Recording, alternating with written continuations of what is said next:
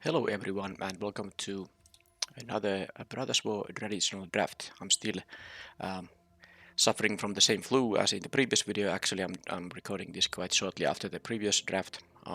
So hopefully my voice is still recognizable or you can make clear what I'm saying. Alright, so the rare here is totally unplayable in limited. Maybe you can try to build around this thing in constructed, but it's a symmetrical effect, a 7 mana sorcery, and it's very hard to guarantee to even get a better value out of this thing. Sometimes it's just uncastable because the opponent would have a better result out of this, so it's definitely not playable. Calamity's Wake, yep, nope. Thran Vigil, not a first pick I'm willing to make. It would be interesting to see if this actually can be drafted around in this format. The Evangel of Synthesis is really decent. It's 2 colors, but the commons are not that amazing here in this pack, I don't think. So I'm going to take the best card, even though it is 2 colors. Of course, it's a little bit limiting. It's a blue-black card, which you really want to, it's not really a splashable card, or you could splash it, but it's much better when you can reliably cast it on turn 2. So of course, not the optimal first pick, but still it's so much better than any other card in the pack that I think it's worth having. Alright, so there is a Power Stone Fracture. There's a Defabricate. I don't think the Defabricate is that amazing. I would like it as a sideboard card. There's a on-color dual, which if I was 100% sure that I'm gonna be blue-black, I might take the Underground River, but there's no guarantee of that. I think I'll take the removal here. There's a lot of bums in this format, and many of them are creatures, so it's better to have some answers to creatures. Epic Confrontation is also decent, but given my first pick, I'm gonna take the black card. I wouldn't mind having the river. Okay, what's this thing? Yeah, 7 mana, 6/4 with Unearth. When it attacks, Defending Blade mills half their deck. So the Unearth means that you quite often can get 2 attacks, and then after 2 attacks they will still have some cards left in their library, but they are quite close to milling out. The problem is that 7 mana 6/4 isn't just very good, so I don't think I'm gonna take that. This is also a rather weak pack. I think I maybe like the Pristine Talisman more. There's a Stern Lesson. I'm taking that. I kind of missed that. So I think the gain 1 life, it kind of adds up especially if you get to play this early. So it is good in this format that has expensive artifacts. It's acceleration towards those. But I take the Stern Lesson because this is just an amazing card. Getting the free powers. Well, it's not a free Power Stone token, but comparing to a Divination, it's definitely. I would say this is generally a better card than Divination, especially in this format. Maybe not in all formats, but in these formats, if there was a Divination, of course there isn't, but if there was, I would say that Stern Lesson is almost always the better one. Something to also notice that this is actually a way to trigger the Evangel and similar cards on the opponent's turn, because this allows instant speed drawing 2 cards on the opponent's turn. So that's fun. Alright, so I think this figure is quite good. Now the Wing Commando is good too, but there are a bunch of aggressive decks in the format. The Levitating Statue is also interesting. Oh man, that's actually I wouldn't mind Curate maybe either, but I think I'll take the Efficient Removal. There's a good 3-drop, easy to get the prowess triggers. And this is also a decent card, I would say. It can pick up some counters, and then it's just a massive flyer at some point. But I'm gonna take the cheap interaction, because like I was trying to say, there are aggressive archetypes in this format. You can't really afford to not be able to answer those kind of archetypes. So your opponent can go 2-drop, 3-drop, remove your guys, and then you are dead or close to. All right, so no one left behind. It's interesting because this can, I have already a way to discard a card.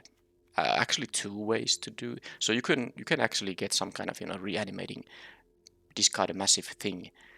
For example, the prototype creatures, they are the larger version, unless you cast them with prototype. So you get the larger version with reanimation. I'm gonna take the No One Left Behind because it's also nice that when you target a cheap creature, you only pay 2 mana for it. I think it's a very good take on a reanimating effect. Alright, so the corrupt, if it's gonna be like and it seems like a blue black can be open, and I might be drafting that archetype in this draft now. So assuming I have like a 9 to maybe 10 swamps if I'm very heavy on black, this still isn't gonna be that reliably dealing like more than 3 at 6 mana. So I don't think I'm that interested in corrupt unless I get like an elsewhere flask or two from the retro artifact stuff. I don't think the Latinum Adept is that good, but I'm willing to try it. I actually could try the draw 2 cards archetype, which I don't like I said, this is a third draft of this format. Third recorded. I actually had one traditional draft I didn't record. But anyway, I haven't. I want to just see if this can work. Now this is a 3/3 that you want to get the second counter at least to make it a 4/4, which is decent for a 4-drop. Anything extra after that, it's quite nice. But let's try to make some get some cantrips and stuff like that. This pack doesn't help me with cantrips unless I count the supply drop as such. I don't know if I really want to take it. It's very expensive unless you have a lot of Power Stone tokens. I think I'll take the Air Marshal. It's only target soldiers. I don't think in blue-black you're gonna have that many of them, but it can always target itself. And it's a 2-drop if I need one. Alright, so there's an Astral Cornucopia. Now this is just, mana accelerating. I actually would rather take the Pristine Talisman, actually, because that gains life. You can, pay 6 mana and then make this add 2, but I don't think it's that great. I'm going to take the Trent Stalker because, I just said I'm trying to make the draw 2 cards a turn deck work. Or I want to rather see if it can work. And this, of course, is a very nice payoff. Death Touch and Lifelink on a 4/5 is quite decent. Alright, Tran Vigil. This is like if you have a lot of Unearth and stuff like that. There's some reanimating in this deck too. In this set too, I actually have one here. But I don't think this is the deck for Tran Vigil. I could take 20 gems or I could take a supply drop. I don't really think the supply drop is worth picking. I take 20 gems here. There's no sideboard card in there either. Alright, so talking about sideboard cards, the Defabricate is one. I think you could even main deck it. I mean, the countering of the activated or triggered ability is the failsafe, because usually if the opponent doesn't play artifacts or enchantments, at least you can counter some ability, which is usually not worth a card, but at least it's better than letting this card rot in your hand. There's another Latinum Adept though. You know what? Let's try this thing. I'm really skeptical, but I can't. I mean, I need to see it myself. So let's do that. Carrion Locust. Exalt target card. Yeah, sure. Let's take this. I'm not fan of 3 mana, 2 mana flyers, but I suppose it is, better than an unplayable card that for my colors. All right, Curate. Oh, the levitating statue here. Maybe I'm overestimating it. It seems like this can be decent. When it picks 1 counter, it's already a 2/2 flyer. But I'm gonna take, of course, the Curate because it's one way to trigger my stuff here. I'm not gonna play a land that doesn't add my color, so supply drop it is now. Okay, desynchronize. It's not a unplayable card. All right, so this Behemoth, not very amazing. Even if you are green, it's not that good. So anything for my colors, there's a Steel Exemplar, which I like more when I actually can, make it a 6/6, which means Power Stone tokens or have other ways to add colorless mana, or just a very, imbalanced mana land ratio in your deck. If you have like a 11/6, this is more likely to come as a 6/6. Alright, but here is another 5-drop I'm happy to have. I actually wouldn't mind the Emergency Weld either, but I think the Colorless Rock is nice with the Power Stone token. Usually 5 mana 3/3 flash flyers aren't good, but when you get a tapped Power Stone token, it's definitely a decent upside. So I'm gonna at least play one of these things in the deck. So this is, I'm not sure when are you able to make this work in a decent way in limited, maybe in constructed, when you can actually put some legendary artifacts you want to sack in your deck. So no, that's not good. There's a really good blue-red card, but I think I try the blue-black now Not gonna maybe take another Coilers Rock that early. There's a Wing Commando, but there's also the Combat Courier, which is also one way to trigger these things. I want to maximize the amount of card draws or cheap card draws so that I can actually trigger these things. Yeah, the Wing Commander is the better card usually, but I think in this case I'm less of a prowess deck and more of a draw 2 cards deck, so I'm gonna take it. I don't think I have any good discard stuff for them. No one left behind yet. Wouldn't mind having one. Okay, there is one actually. I could get a 9/9 back if I discard this. Like I said, I currently have 2 ways to discard cards, and I have a way to surveil it in the graveyard. But what's this? No, no. I guess I'm taking the Colossus. There is also the emergency weld here, which I think is decent. There are not that many cards I'm super happy to return. You get the 1/1 colorless token, which this deck might not need that much. I'm gonna take this Colossus just to have something sweet to bring back with no one left behind if I manage to discard this. Discard it somehow. Alright, Curate number 2. Yeah, I mean, I'm gonna put a big emphasis on drawing cards. And of course there's a Soul Guide Lantern, which is also a way to draw a card. But Curate I think is slightly better. Alright, Weak Stone's Subjugation. Oh, there's a Moment of Defiance. Oh, there's a Foundry Inspector. I actually am very low on artifacts though. This won't be making a lot of my stuff cheaper in fact. Actually, I have only 2 artifacts, so yep. Foundry Inspector are usually very good in this format, but not in this deck. At least yet. So I'm actually having an interesting decision here, because this is pretty decent removal. But this kind of works with the theme of the deck. So, like I said, I'm gonna kind of go all in with the draw 2 cards stuff and see where it gets me. Okay, more Curate.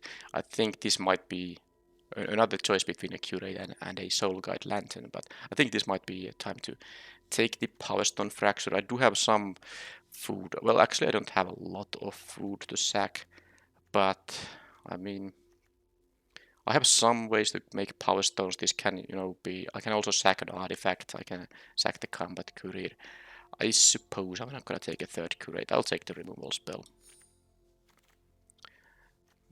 Butcher is a good card, but maybe not the best for this deck. Moment of Defiance. How many creatures I have? Only 9. I don't want to really have too many of these kind of tricks. The Archaeologist. Okay, it's 1/4 for 2. Fills my graveyard. I guess it is something I can easily sack for the Fracture, especially if I pick a card with this thing. So yeah, let's not take the Moment of Defiance. I'll take the 2-drop. I actually need to have some early defenses too, and that works as such. Even if it's a 0/3, it can block some early drops. And of course, if it's an 0/3, I got a card out of it anyway. So how does my curve look like? There are only like 1, 2, 3 creatures I can play on turn 2. That's the Disfigure for early game 2. And wow, there's another blue-black uncommon. This is great. I mean, it's an easy pick. The 3rd path, I'm not sure if I have enough Power Stone tokens to make this very reliable, but definitely, I mean, I'm gonna take this even if I had a lot of Power Stones. This is a very good 2-drop. I mean, it's a 2-mana 2/3. It has a very decent loot ability as an ETB, and then sometimes, you can make it a evasive threat as well.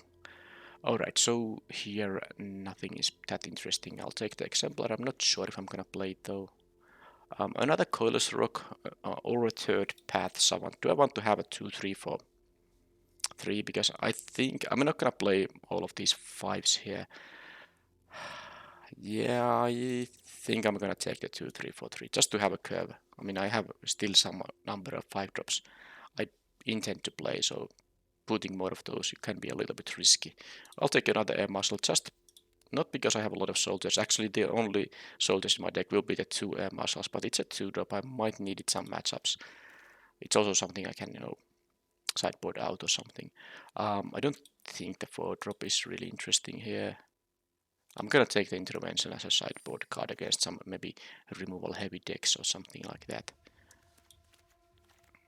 Okay, so no amazing bomb race here. Oh, I got the Battlefield Butcher as the last pick.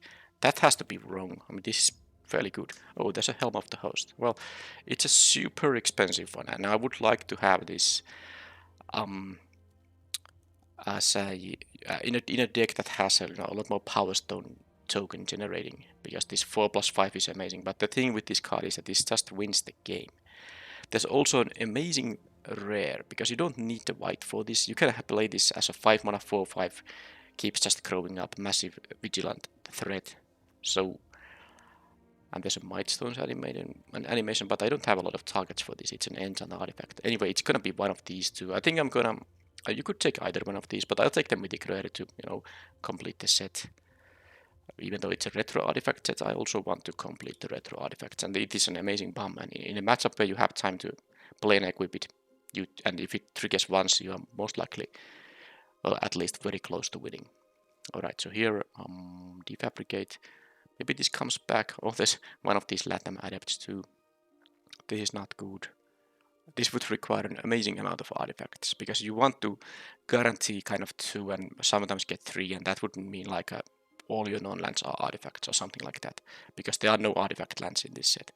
There's an Evolving Wilds which I would want to have to fix my mana a little bit, although it will be fixed with the curates and stuff. So let's go with the plan. Just get all these triggers. This is actually a bad card. I mean, if you don't make this work reliably, it's a very bad card, and I realize that. But I just want to, because if this doesn't work, I'm just never gonna pick this again. And I can at least say that I tried. All right, so Wing Commando versus a Traxodemon, which is, also going to trigger my stuff here. Thing is that I don't have a lot of food to sacrifice, and Wing Commando is pretty good. Yeah, let's take the flyer, I think. I wouldn't mind the 2-drop, play instead of the Marshal, but I'll take the flyer. Alright, a lot of these going around. Oh, there's a careless command. All the commands are good. This is, not like a super high impact, but given its mana cost, it's only 3 mana. Although a double caster, it does a lot of. I mean, you can always find some very good modes for it. So definitely, if this most likely will be your best 3 mana deck, 3 mana card in your deck if you are playing this. Well, I'm of course not gonna be able to play it because of the double white, not even splashable. So Emergency Weld versus Latinum Adept. I'm not gonna take a 4th of these adepts. I take the Weld because I do have 2 of these Power Stone fractures, and the Weld actually gives me, food for that. It's pretty important too. Okay, yeah, because of the colorless token, it's pretty important that you don't have to sacrifice anything too amazing for this. Even a Power Stone token might be annoying to sacrifice early in the game. So here, not anything amazing. This is not a good card. This should take some bumps away. Plus, the Power Stone token makes this a lot more playable card. I just don't have that much use for the Power Stone tokens, but I guess it is food for the Power Stone fractures, so I might even main deck it. Alright, so I'm supposed to take the Latinum Adept, or an Axel 2-drop, or the Retrieval Unit, which is the best card out of the bunch usually, but I have already a 4-drops, and like I said, I don't have that much use for the Power Stones. I just took a card that gives me one. I have also a lot of playables. I need to cut a ton of things, so I think at this point I'm just gonna take the Thraxodemon to have more 2-drops in case I happen to need them. Curate, another No One Left Behind. I don't need more than one of them. Don't think I'm gonna have room for 3 curates though. Right. Well, I don't know really. I don't know if I'm gonna play any of this stuff. Let's take the No One Left Behind. Maybe I want to sideboard into 2 of those for some reason. Who knows? Mass Production, Air Marshal. Don't think I'm gonna ever play 3 Air Marshals. This is enough to 2 mana plays. I would say so. Maybe. Is it? I'm gonna take the uncommon. I mean, I could take the unclad card, but I take uncommons when it is fairly certain I'm not going to use the... Because I don't really see a situation where I want to play 3 2-1s. Okay, Moment of Defiance. I have one of them. Let's take that one now over the uncommon. It's more likely to be played. Alright, now I'm happy to have the Defabricate. It's a good sideboard card. And here I have nothing of interest. Not gonna play the Power Blade. And here, okay, Coilous Rock or a Latinum Adept. I guess I'll take the Flyer, it might be a better. I don't still necessarily play two of them, but it can be sideboarded in maybe. Yeah, this is what 11 cuts. I have no idea what the cuts will be, but I have to say that after I took the Evangel of Synthesis, I don't know if I got anything too amazing after that. Of course, the Helm of the Host is good, but it was also a bit risky. The creature would have been a safer pick, 5 mana, a very good creature, the 4/5 vigilance thing that gives counters to itself if no other assembly workers are present. But this Helm of the Host, of course, can just single-handedly win also a game. Okay, bunch of cuts. Well, the Ashnod's intervention is the first cut. Then it gets harder. Okay, Carrion Locust is easy cut. The Butcher is good, and it's also a nice defensive card, but I don't have that many creatures. I assume I have a lot of. I mean, currently it is 19, but I think that most of the cuts will be creatures. Retrieval Agent goes away. Steel Exemplar. I think I don't have room for the No One Left Behind. Desynchronize. And that's 28 cards still. So the Depth Charge Colossus, now that I cut them, the No One Left Behind, I don't really see a reason to play it. I don't even have that many Power Stones to make it worthwhile. It's 16 creatures, 11 non-creatures now. How many? Let's see that creature curve here. That is 6 creatures on turn 2. I can cut one of the air marshals easily.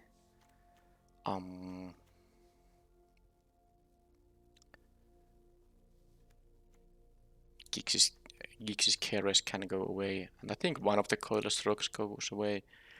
And that's 24 now.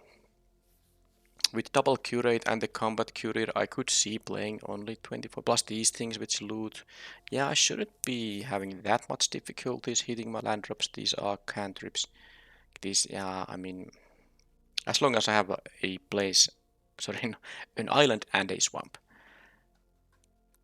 I should be able to keep most of those hands, because a lot of these other cards are castable with that, and a bunch of them, 2 Curates and 2 Evangels, can actually also, help me dig to more lands. Now, I think the Battlefield Butcher is the next cut, but I really... So let's see the creature count now. It is 14. One of them is Unearth, because of course usually Unearth creatures end up leaving the graveyard. But it is the only one, so that's 13. So this is gonna cost a bunch of mana to activate. Yeah, okay, I guess I'm gonna leave it as a sideboard card. If the 1/4 turns out useful, a blocker in some matchup, usually against some aggro low curve decks, then I can bring this guy in. But maybe I can cut it from the main deck, because I don't know how reliably can I start activating the ability, because I don't have that many Power Stones and that many, creatures in my graveyard either.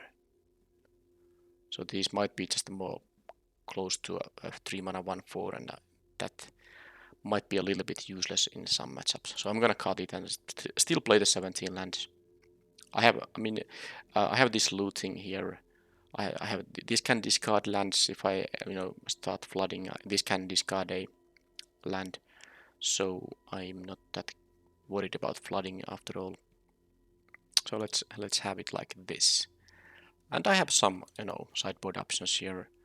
Don't know. I mean, I guess the obvious is the Defabricate against stuff that have decks that have a lot of artifact spells. Ones that I want to counter. It by the way exiles it, so Unearth artifacts are nice to counter with this. Or maybe someone has an expensive bum artifact. Not many artifacts in total, but like a Wormcoil engine or something. I want to be able to have some kind of an answer to that. desynchronize. I could see bringing in the Coil's Rock, maybe the Depth Charge Colossus, maybe the Ashnod's Intervention, and like I said, the Butcher. But I think this is this Keres might be also decent. But yeah, this deck mostly wants to play around with this draw 2 cards thing. I guess the payoffs are the Latam Adepts and the Trench Stalker. This getting +1/+0 and Menace is nice, but not such a high payoff as these just growing in size and this becoming a massive life linker when I get this mode activity. It's not a triggered ability, it's just a static ability which either is happening or not. Alright, so which one is the 9? Because I didn't get any Evolving Wilds in the end. I think I saw one and I didn't pick it. I have more blue cards. How about the double casters? Not really double casters. I guess because I have more blue cards. And these curates, can dig me into swamps. So let's see. I'm more willing to have a keepable only islands hand than an only swamps hand. Because if I have 2 islands and a curate, I think that is totally keepable. I can assume to get to a swamp unless I'm extremely unlucky. Alright, so let's use these. I'm not a big fan of these lands. I like the Sunburles one a little bit more, but maybe it's a little bit generic. 8 of those, and then how about the islands? Okay, these are both very nice. Let's use this one. And that's the main deck. Oh, I accidentally added a card. Okay, this one. Right.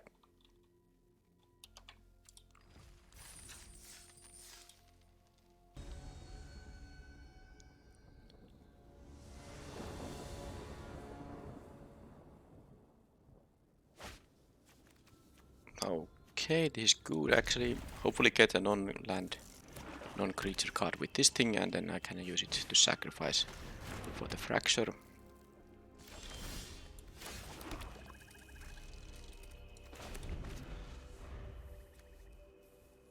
And I ideally won't be playing the Curator until after the Adept is already on the battlefield.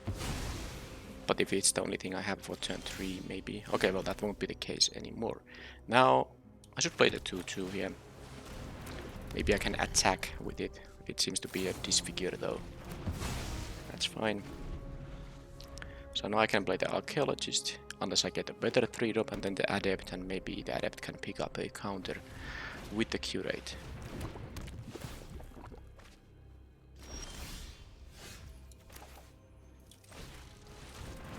Non-creature, non-land, please. Oh, that didn't work.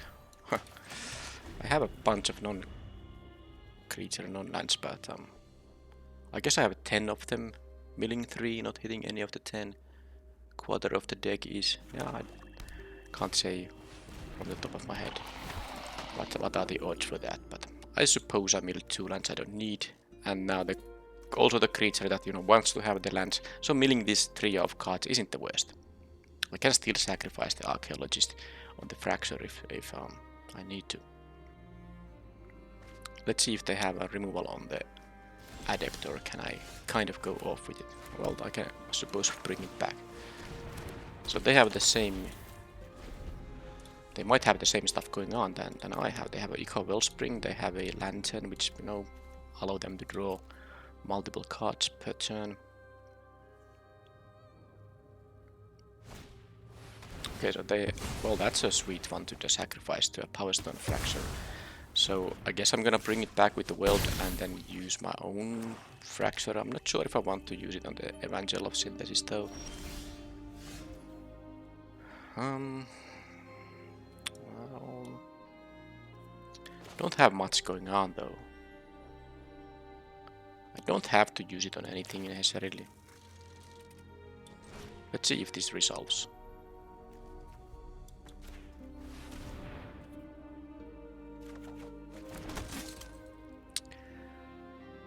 Well, next turn I do want to play the Latinum Adept and the Curate, so maybe I'll just do this. I mean, this can be annoying if they have more of those cantrips.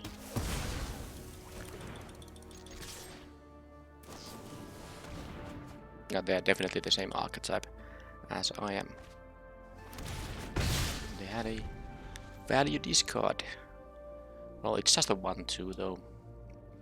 But it does keep coming back. It does enter tapped though.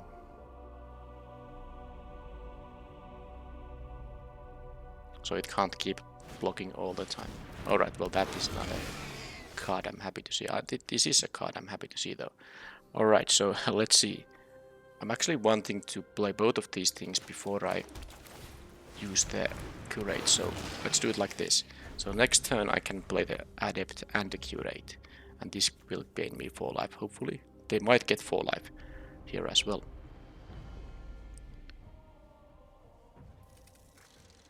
Yeah, I don't know how to sideboard for the mirror. This it might be a little bit of a grindy matchup. I don't imagine them having a very fast deck, so I can, you know, ditch my 2-1 2-1s. I think I have still 1 in the deck. Okay, they have exactly the same stuff going on as I, and they have also double. I mean, this is like a mirror match. Oh boy. Yeah, I could double block it. I would lose both of my guys. Is that worth it? I don't think so. Because it has death touch. Okay, well the fracture is good. Now, before that happens... Well, these are good cards. They don't help me re-trigger.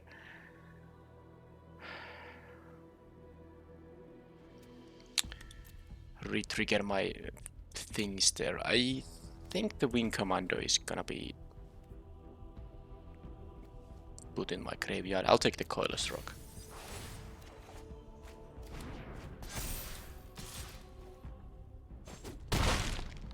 Because the Coilless Rock can give me a Power Stone token that I can sacrifice for the Fracture. Sadly, I can't do it on the same turn because I would need 7 mana for that. Well, I suppose I can draw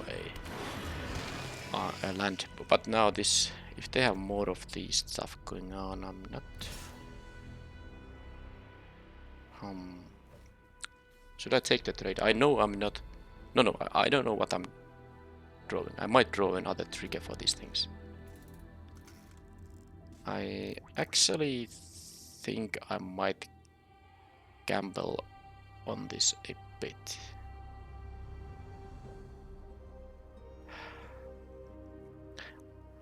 Because if they have more of these triggers, or these draw 2 cards effects, I'm not gonna beat this board. They will get these lifelink death touchers. This is a menace 3 power creature. So I'm assuming they don't get more of these triggers, and I might get, because I know my deck has a lot of them. Ways to get them. So I'm not going to block here, and I need to get lucky here. Of course the opponent has the superior board, so I need to get lucky here. So if I want to use this right now I should play the flash thing immediately. Yeah, I mean, guess I'm just doing that then. I'm missing now, I mean the third path Savant would now be actually good. I'm gonna kill one of these guys. Because they are more threatening. And it's just bigger. Let's imagine they never get to trigger these things. That means 4-5 is bigger than a 4-4.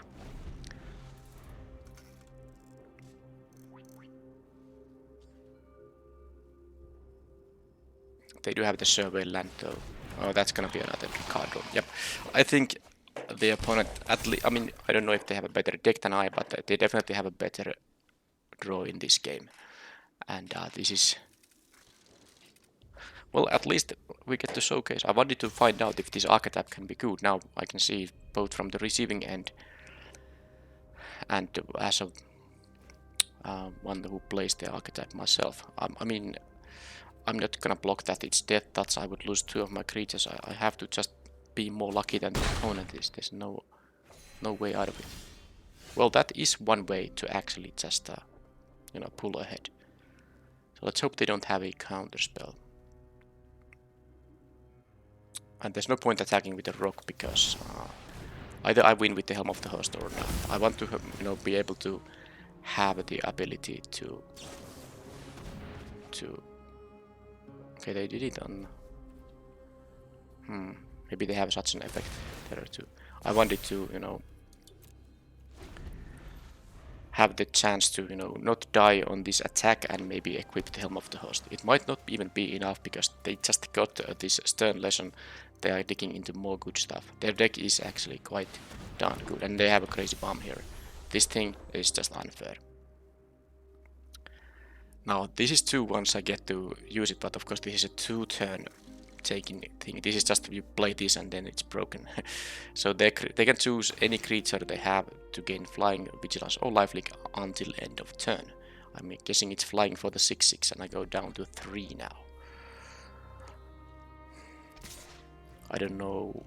A jump blocking doesn't do anything because then I'm losing next turn anyway. Yeah, this is just not gonna work because even if I get another Coilous Rock, I can't.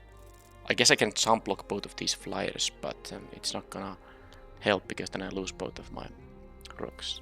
This equip cost is 5, so I don't really have a... I mean, if I equip, I can play this, but I can't use it. So... Oh, now I know what I needed here. Maybe a card draw ability to get lifelink for this thing.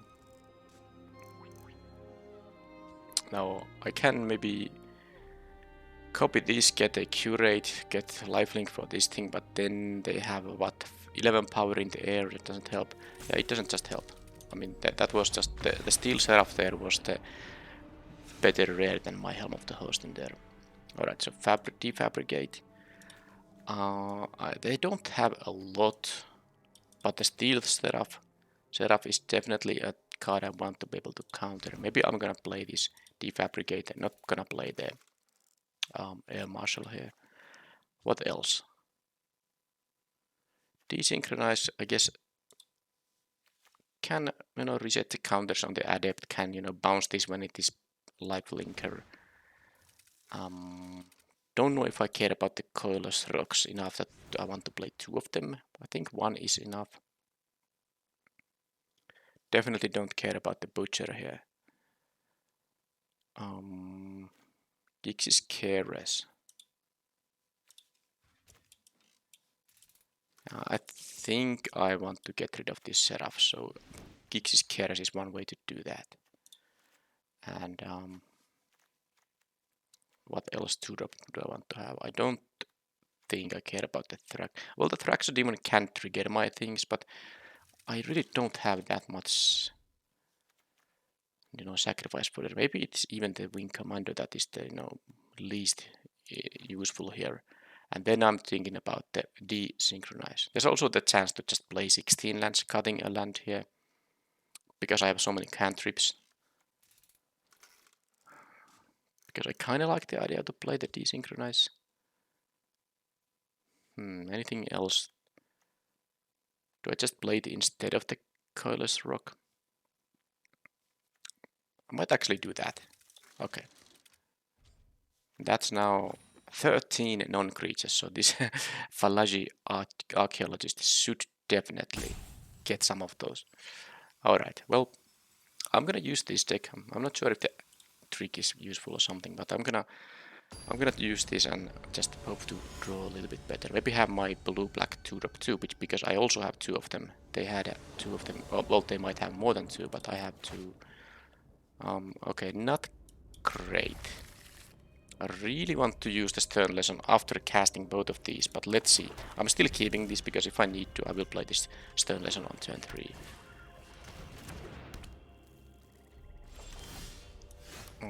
Yeah, that's good also with these things. Now that I have another cantrip to combine with these, yeah, I mean, if I draw like a land, I have to play the Stern Lesson on turn 3. There's no way out of that. Well, now I have the option to maybe play a Disfigure. It is an instant after all.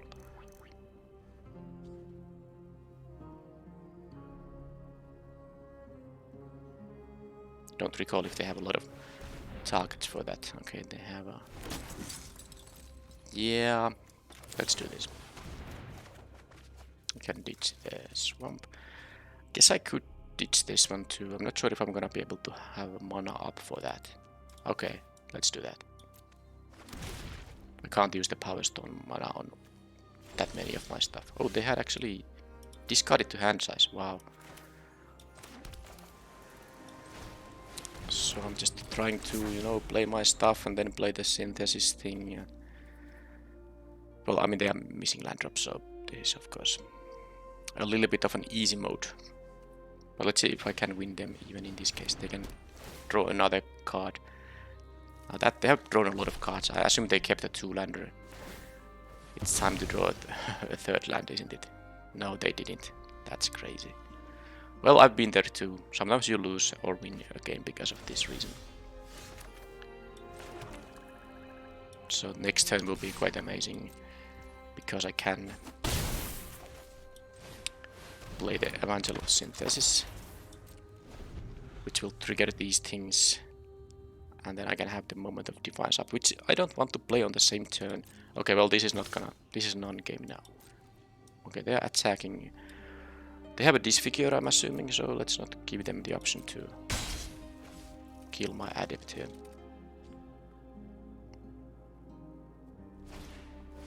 That works too, but I mean, because they attacked, I assume they had a Disfigure. So let's now do this thing.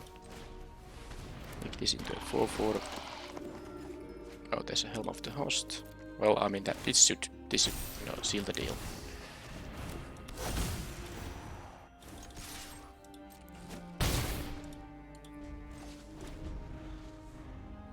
I mean, against 2 lands, this is not a you know, interesting game at all. Unless they actually can climb back and win the game, that would be interesting, but that was very unlikely to happen. So they have I didn't learn, you know, too much here. I still don't know if I want to play the Coil's Rock. This could actually exile a card from an opponent's graveyard. They have like a Scrapwork Rager. I don't really think it's worth playing a 3-mana 2/1 flyer. It is not. Also, I'm pretty sure they have a Disfigure, so they can just use it to kill it for very cheap. Alright. Do I want to change anything here? I just don't think I want to. Maybe I want to have like a No One Left Behind instead of the Thraxer Demon. Get back one of my better cards. I'm not sure about the Thraxer Demon. It is a 2-drop, yes, but I'm not sure how important the 2/2 part and the activated part is not that great in this deck. I don't really know. Maybe I'll keep it in. Not gonna play this one either. Okay, let's just have the same deck as in the game 2, which was pretty much of a non-game.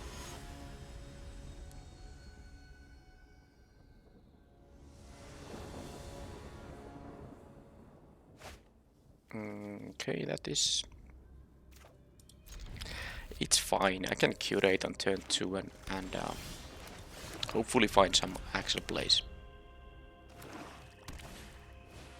Okay, that dies into a 1/1 Thopter. I don't like that. Well, should I curate? Well, let's see what happens. This picks some counters if they draw more cards. I have to kill it, of course, if they draw another card.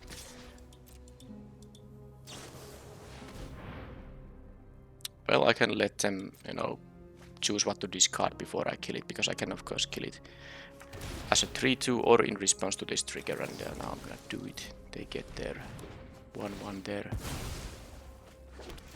And then I'm gonna get rid of something they might have. I mean, I'm gonna get rid of something, but is it gonna be...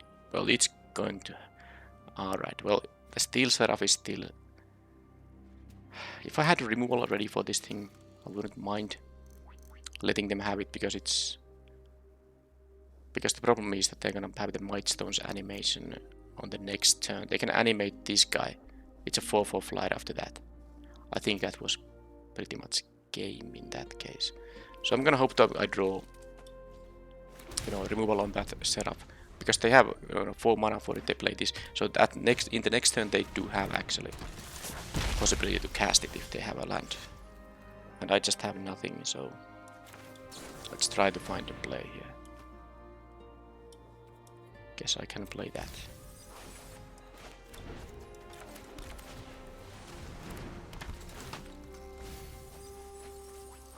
Well, I got my desynchronize. Doesn't really help me much, but it has Scry too, so maybe with that I can find. But I mean, given what they have in their hand, because this Trench Stalker is gonna be a huge problem as well. The Seraph obviously needs to be answered. And they have this thing to unearth. They get a card there, yeah, so that's a 4/4. Yeah, this is... They didn't even bother attacking with the Rager, I guess they... No, that wasn't unearthed. Why did I say it's unearthed? They have a disc in their graveyard. Another thing, another game where I don't think the Helm of the Host is going to actually do it for me. But I have to try.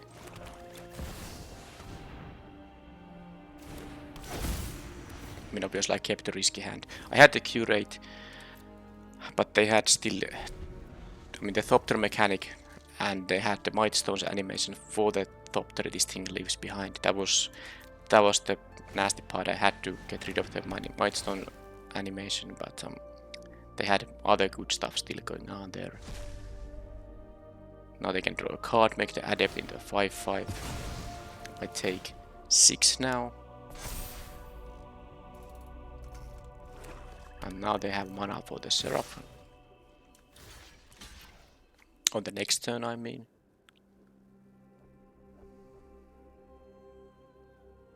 If they can kill the Archaeologist, I can't even, you know, try equipping it. If they have a disfigure in here.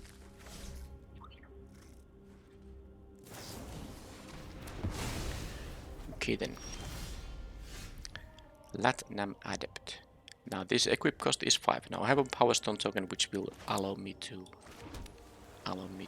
of course, do that. Problem is, I need to get rid of...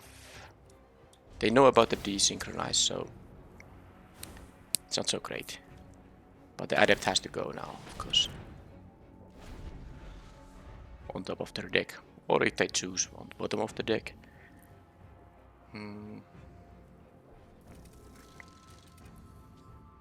Yeah, I don't think I have enough life here. They have the Steel Seraph there. So I'm gonna have to just hope I draw a removal spell. Why would they do that? I don't care. I have a Scry 2 here. So let's see.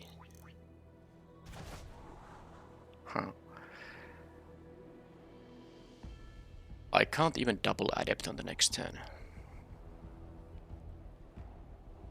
And I can't Adept equip. I'm 1 mana short from both of those things.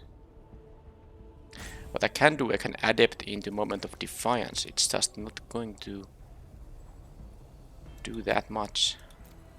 I'm actually dying on the next turn, right? If I don't have removal. Because I'm gonna take 3 now. And then the 5. Yeah, okay. That's how it goes. I need an answer on the Steel Seraph. And even after that, I'm not too convinced that I'm in a good shape. Now that does work. It is an answer to the Steel Seraph, so let's at least try. I have a Stern Lesson still, so I have the draw to discard a card and a couple of those, you know, Luther ETB, so I don't think I should play the Swamp. So let's see. If on the next turn I draw a land, do I need all 8 of my lands on the battlefield? This equip is 5, but I can use the Power Stone. No, I can't because I'm gonna sack it right now. So the thing is, if I want to next turn both equip and use the Moment of Defiance, if I draw a land, I can do it. But in that case I need to play this now.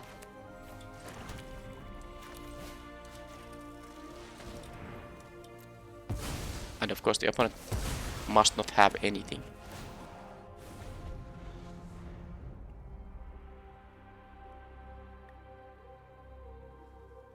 I need to be able to Helm of the Host here. The Moment of Defiance will gain me a little bit life. So if I get to Helm of the Host here, and ideally draw the untapped land, I guess all my lands are untapped because I didn't have an Evolving Wilds here, so the number of lands in my deck is 2, that's now 8 lands out of 21 cards. But let's see they deal with the Latam Adept in some way. That's gonna be... I don't know what can I draw in that case. Well, they can have that thing back. That is a problem. Oh, they have also this double striker. Alright, well, I'm again not enough life here, really. Yep. I can equip and then I can sack. It's just not gonna work.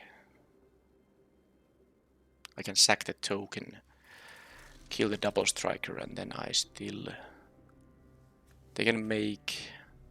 No, they can make the 2-2 to fly. Does it matter, really? I mean, this is the only play I have that maybe wins.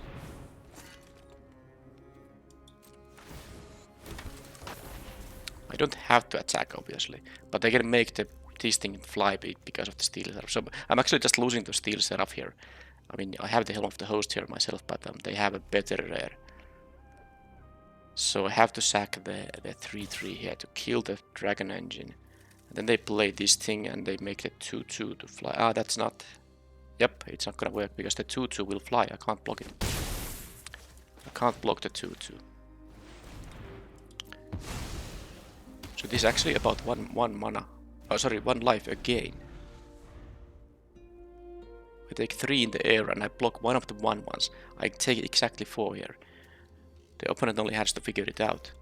If I had 1 more life point, you know, I maybe could, but I don't know. I can't beat the steel setup. It's a 5/4 flyer. Even the Helm of the Host can't help it there, and that's it. They attack with everything and I lose. And even if I had the 5th life here, I mean, I go to 1 or 2 if they don't want to attack with the ground guys, and then on the next turn I will lose that. This is only gonna give me like 6 life. It won't be enough against the Seraph. If I draw, I couldn't draw any more fractures. I have them already. Yeah, that was definitely opponent having a good deck, but then again the Seraph, you know, was pretty sick as well.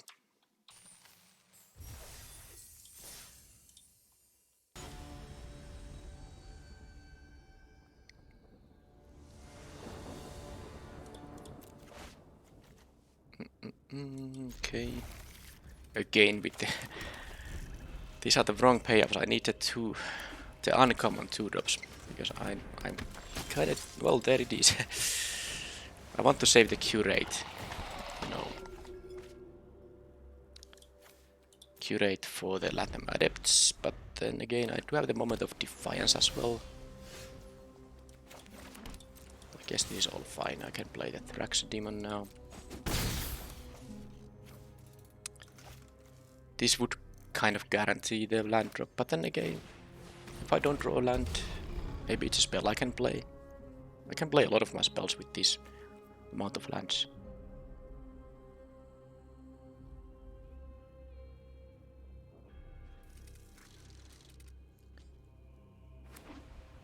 This is a very good 1-drop, by the way.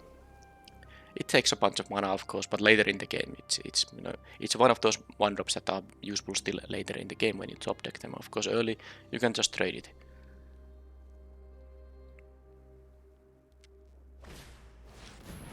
Jump line. They can get the planes if they want to, or they can make it into a 2-2. They wanted to make it into a 2-2. All right, so the Savant. Well, with my trick, I guess... Well, if they double block this, I'm not too worried about. I'm just attacking now. And then I can curate to... If they double block the Synthesis thing, I can curate. Or a good Moment of Defiance as well, but the curate also makes it into a 3-power creature, so maybe I will do just that. leave this trick for a later moment. If they just take this, I'm gonna play the 7th, I think. It's gonna be able to block the recruitment officer. Okay, with that I am going to save it. Mostly just to, you know, I wouldn't mind this trade, but I kind of want to get to 4th land.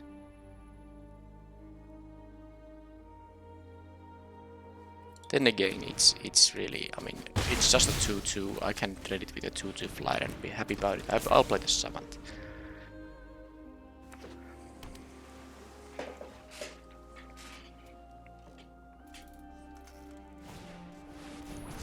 Okay, that's a very good one. They don't really want to do anything with the officer. Okay, so attack with the 7th. If they block with just the tactician, it's, well, I can attack with both. I don't actually mind if they block with the officer.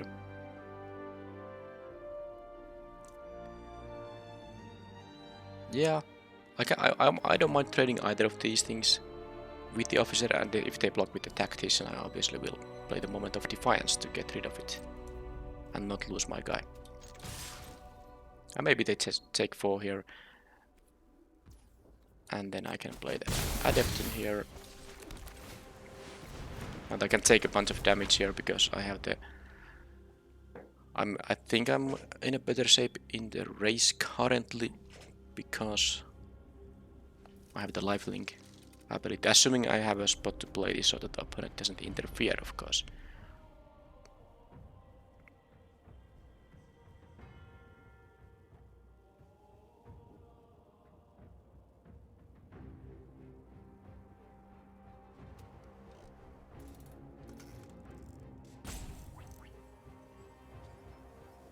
Okay, they are thinking. They had a fairly decent curve here with the 1-drop and the chaplain and the tactician. I'm not sure if it was correct to trade the flyer with the Traxid demon. They could have just, you know, started attacking with the chaplain being a 3-3 thanks to the tactician. It is a so... No, it is not. Wow. Yeah, the blue prowess flyer is a soldier. This is a human cleric. It doesn't get pumped by this thing. Alright.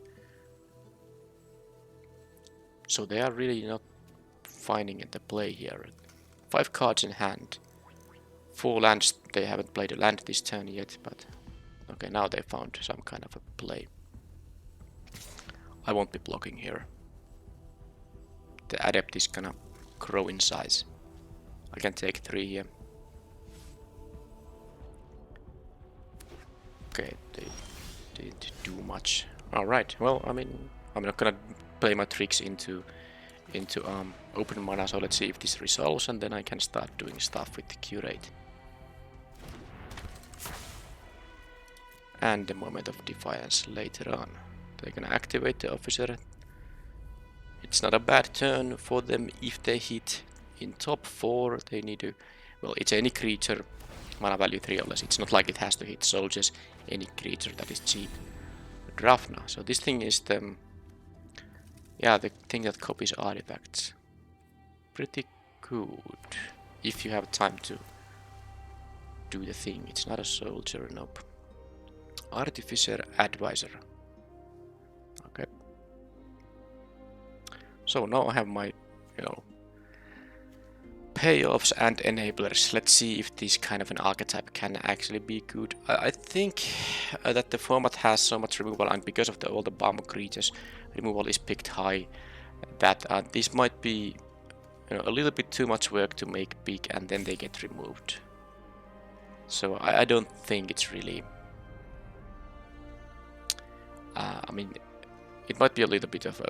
requires too much work for what you gain in the end. Like bounce spell, also very bad. Okay, they don't really play anything.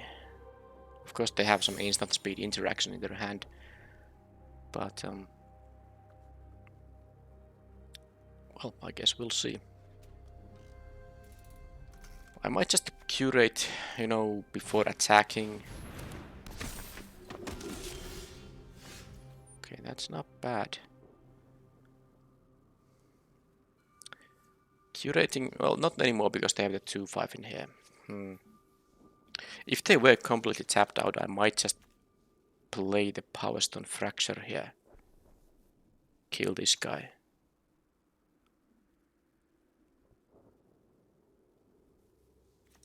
Let's see if they have a counterspell. Because it seems like they might. Okay, land is not so bad because that allows me to use the Moment of Defiance. Which I don't necessarily want to use this turn because it's one, trigger for these things.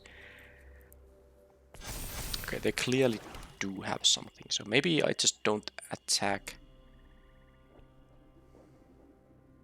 Because I don't mind using the third path Savant to attack it to kill the Tactician, but let's see what happens. They can double block. Kind of messed up. They can double block with the medic and the recruitment officer. I mean, I know I have the Moment of Defiance, but I don't like it. This costs 4, so it's not like they can use... Okay, you know what? There's no rush. Let's see what they do here. They can't activate the officer. They have an ambush paratrooper, which is a 2-3 thanks to the tactician here. So I kind of need to get this killed, but I don't want to do it into open mana.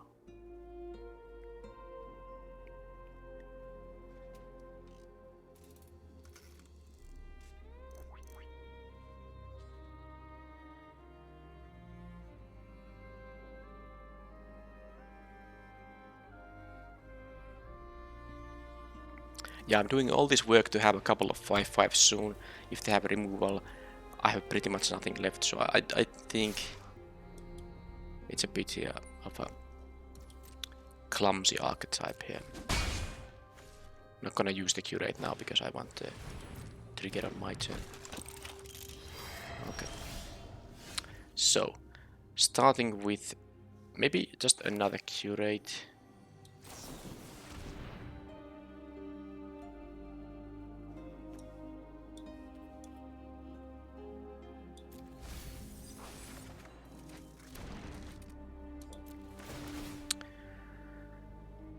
Well, it's kind of a shame to sacrifice the Savant now, because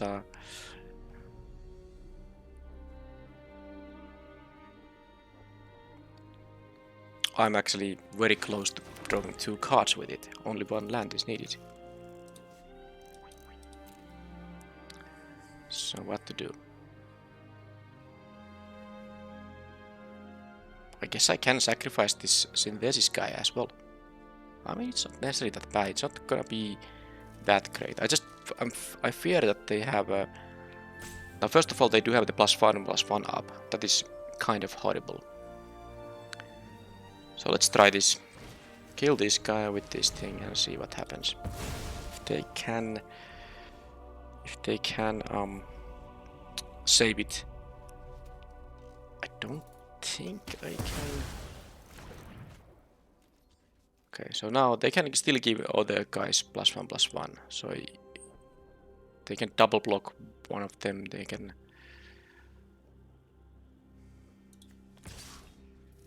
But then if I don't make them do that, then they have to. They can use the recruitment officer. I actually am gonna trade the one of the adepts with the medic so that they have to use 5 mana. Because that's what they're gonna do. They're gonna block with the medic and one of the 3/2s, which it will be. Yep.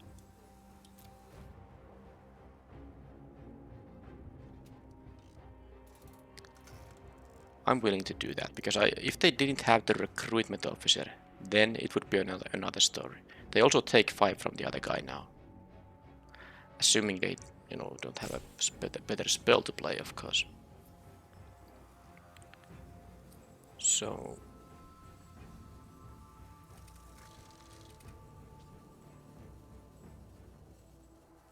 I have my Trench Stalker. The Trench Stalker with the 3rd path Savant is, of course, quite nice. Should I actually, not kill the medic? Get the recruitment officer instead?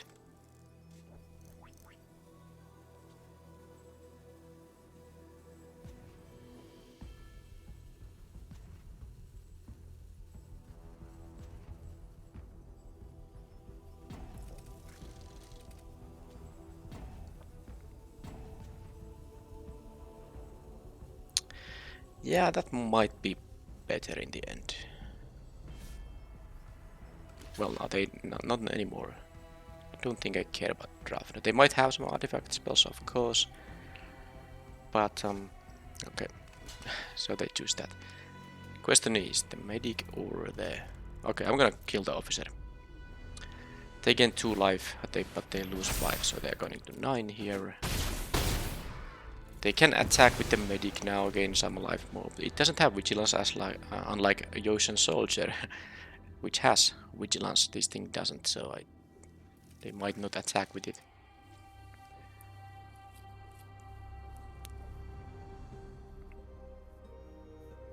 It does seem like I drew everything I, kind of wanted, and I'm still a little bit struggling here.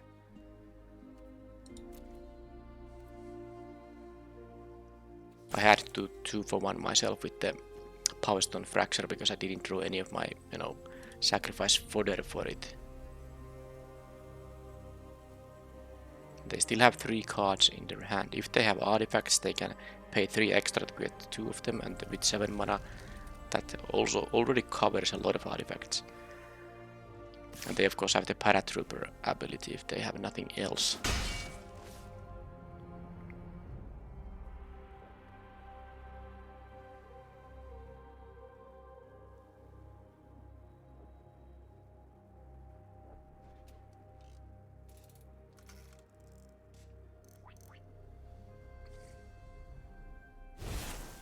Combat Reserve copied, alright. I guess they could have played it as a 7-7, but they prefer to get 2 draw cards, which makes a lot of sense, of course. Yeah, so they are not running out of cards, that is for sure.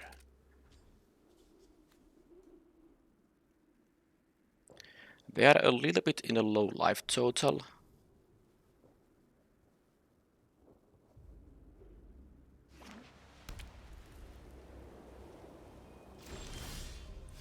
Okay, now I can draw 2 cards if I want to. I kind of want to just play the Trench Stalker, of course, but let's see how they block. Or if they block.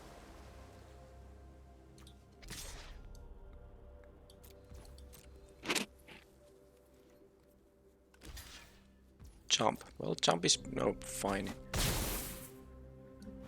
And then the Trench Stalker is needed.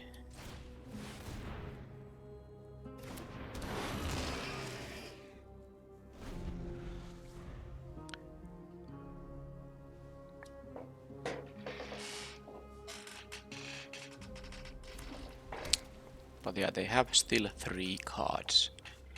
This match has taken a bunch of time. They can put a +1/+1 counter on a soldier, which this is not. This flyer is a soldier and this is a soldier, okay.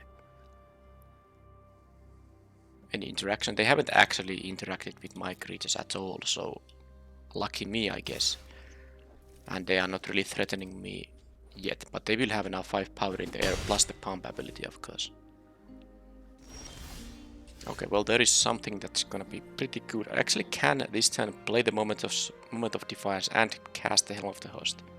Or just, draw 2 cards with the Savant. But let's first just attack and see what they do.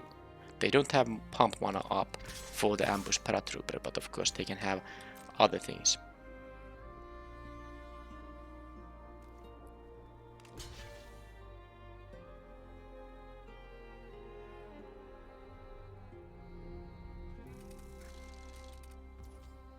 Okay, jumping. Let the first strike happen first. I still have the opportunity to play the Moment of Defiance. Alright, so I can gain 4 life here.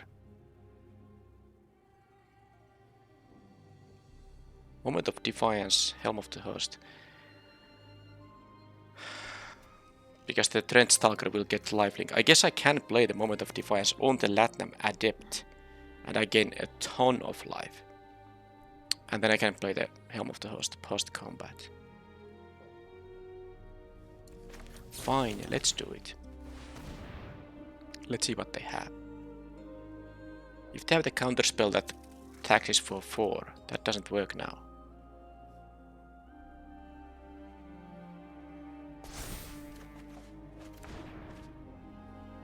So 11 life for me now, if nothing else happens here. Actually, that's 12 because it also gets the counter. They can do that, yeah. I kind of forgot. Funny. I totally forgot they can also return an artifact. Well, anyway. They don't have the counter spell, alright. So they had mana up for this thing, which I totally forgot. I still think this was a fine turn, because now they are at 1. The medic can gain them like a very low amount. Okay, what they're doing in my end step?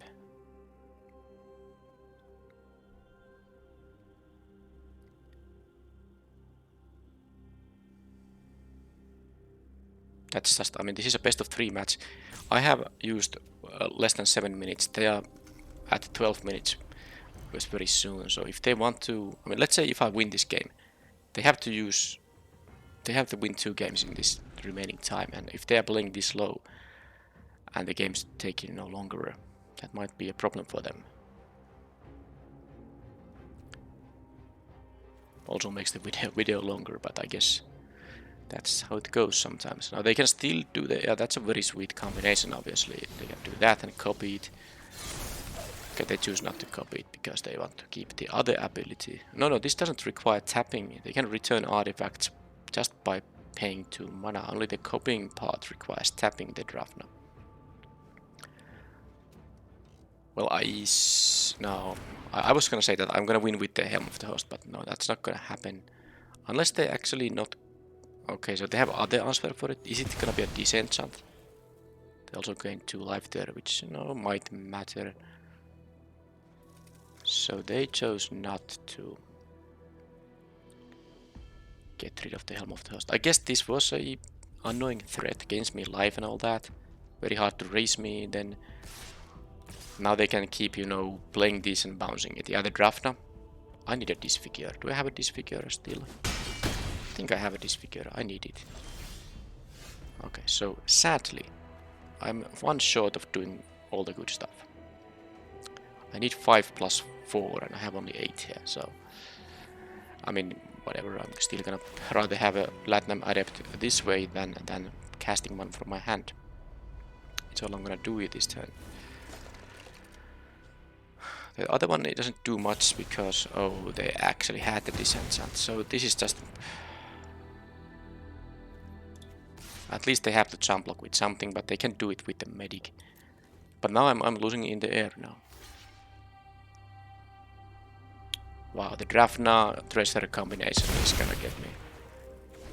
So they had Disenchant and a Static Net both, but they did draw a lot of cards, of course. But that is,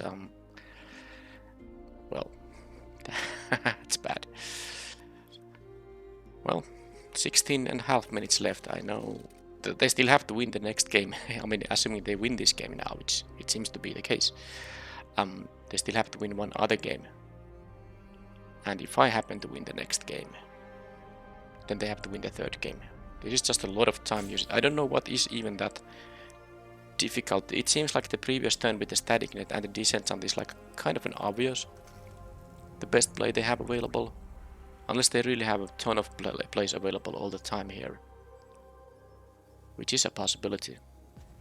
I mean, if the Static Net and the Disenchant were only like a couple of good plays among good plays, I will be in trouble. So, kill the Adept. Okay, now we are starting to get to the what I talked about.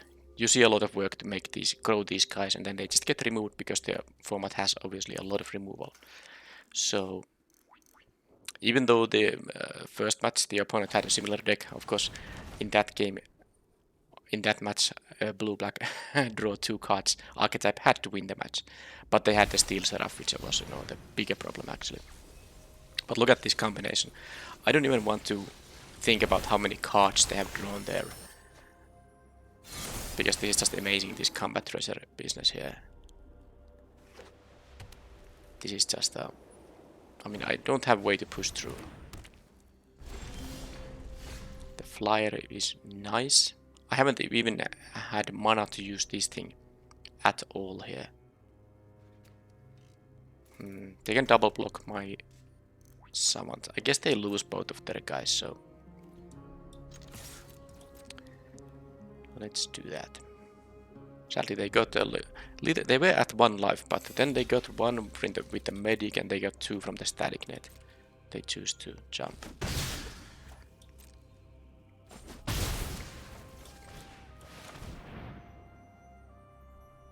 So they can make a guy unblockable. Yep. Well, let's see if they find a win for the next turn, because I guess I still can. I have a Power Stone Fracture, I have a Moment of Defiance in the deck. Don't know what else do I have here. No blocks, they can just pump those guys. This thing did a lot of work in this game. Another flyer, so I mean I was kind of hoping that I might, you know, win with some kind of Wing Commando, because I only need like the pump spell to win with the Wing Commando thesis, but they had another flyer to block with. They had another flyer to block with. They are actually close to decking. They are, you know, down to 6 cards. I guess I am gonna a little bit check what they have in the graveyard, if there's something I should prepare for. There's a Power Stone Fracture which I just drew.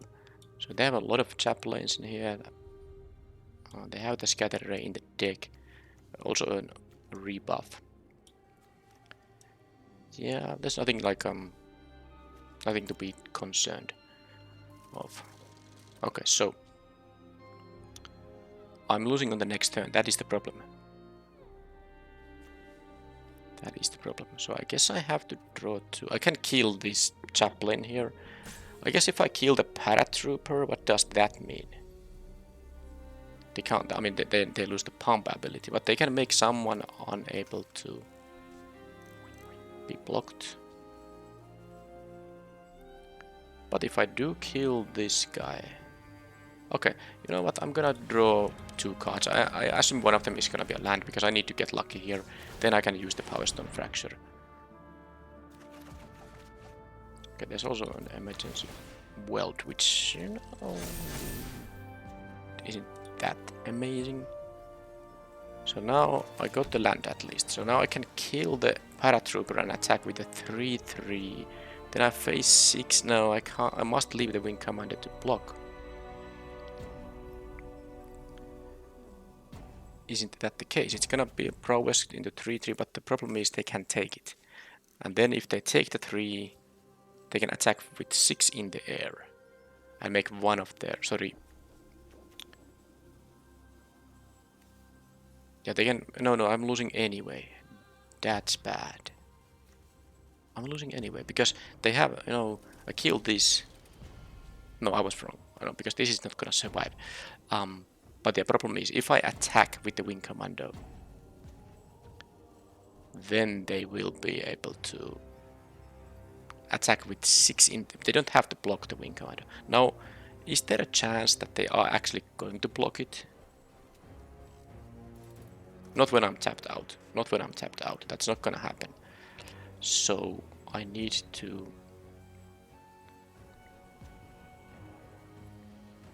They have a Power Stone, so they have the pump up too. Okay, well they have the pump up. Well, that means I'm gonna just kill this guy right away. Sack this thing. And let's see if they're gonna use the mana to pump it. Pump their team. They did not. Alright, so now I could attack with 3 in the air, like I said many times. Although if I attack with the Savant, then they have to block the Adept. But I'm very scared about the fact they didn't use this ability, because with the Power Stone they actually had 5 mana there. Oh, but they have this Unearth, it's 3 hasty damage. So let's see if I attack with everything. They have to block the Adept, and they have to block one of these guys. They block with the smallest guys. The 1/1 blocks, 2/1 blocks, and that is 7. And the Unearth finishes me off. I need a blocker. Yeah, I mean, no matter how I put it.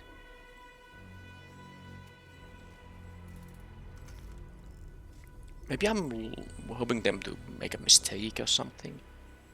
I hope they make a mistake. I think it's in the...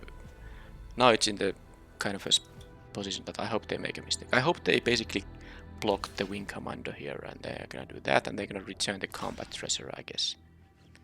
And then maybe they don't find a lethal attack. Because they can unearth. And then they can make the unblockable. Yeah, they can make the unearthed creature, which is 3 power, and obviously has haste. They can make it unblockable with the key to the city. Yeah. They didn't return anything. Okay, so they have another paratrooper, and they're gonna win with that. They had wow. Okay. So they have all those flyers in there. Sure, I'm gonna block one. I'm definitely playing so that because they have used what 17 minutes of my time. I mean, it's an actually legit strategy in my opinion. If someone takes up so much time, if they are losing because they run out of the clock, because 30 minutes for one best of 3 match is going to have to be enough. So if they, I mean, lose out of them, they run out of their time, it is kind of them to blame. Alright, but I saw basically most of their deck. They have a lot of these 1-2s. They had at least 3 of these 1-2s. They had at least 3 of these airlift chaplains. Now what that usually means is that they play creatures that have flying, but of course they are smaller because flyers are smaller than ground guys because, you know, the ability flying costs mana. So usually you are going to have a rather easy time racing those decks because you can play your 2 mana 2/2s, 3 mana 3/3s, which are bigger than their 2-drops and 3-drops that fly. My deck just isn't very good at that. So how do I do it? How do I do it? I can counter a mass pump ability. It could be, you know, relevant also. I can counter some of the static neck. This does counter enchantments. Yeah, I might have the defabricate here. I don't think I like my own air marshal that much now. And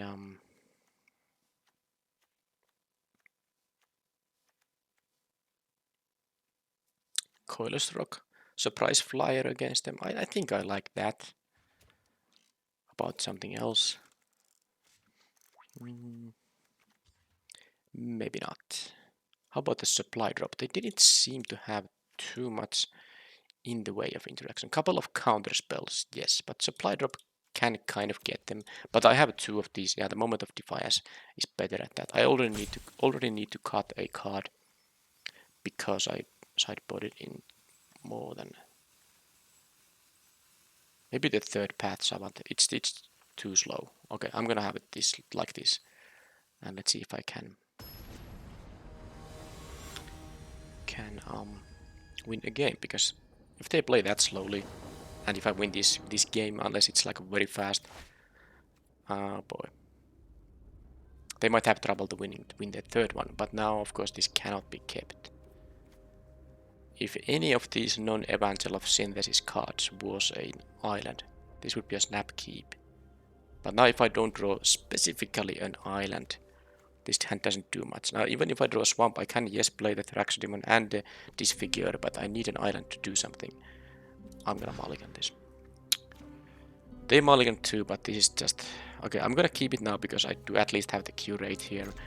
And the card that's least useful is the Defabricate here now.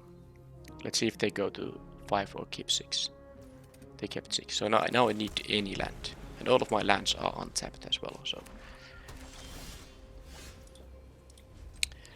One lander into one lander. Okay.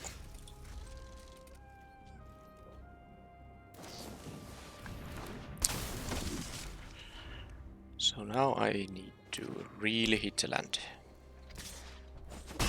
Ideally a swamp. 8 swamps out of 32. It's 25% to get a swamp. Come on. Oh, that is it. Alright, so now I can get rid of which of these cards? Not the land. The Wing Commander is useful. Powderstone Fracture is going to have a sacrifice fodder from this thing. I think in this case Curate is... I don't have time to use 2 mana for that effect.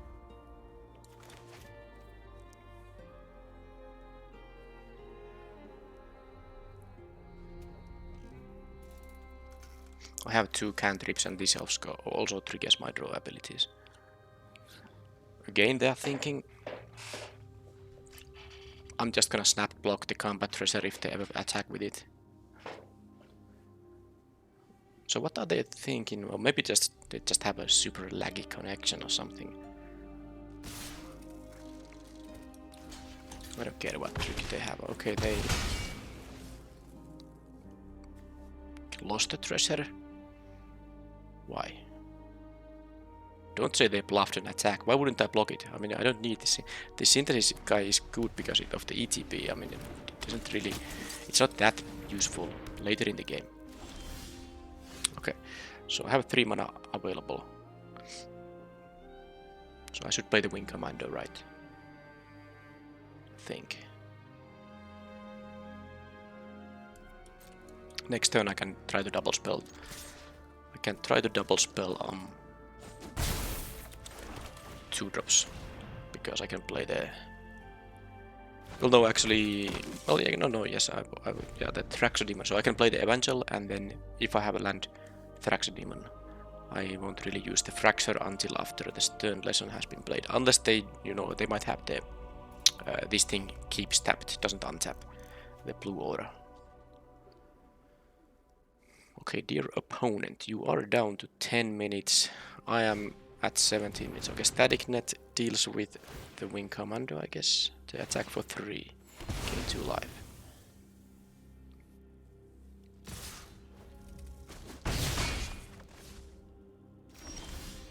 Okay, the Coldest Rock probably...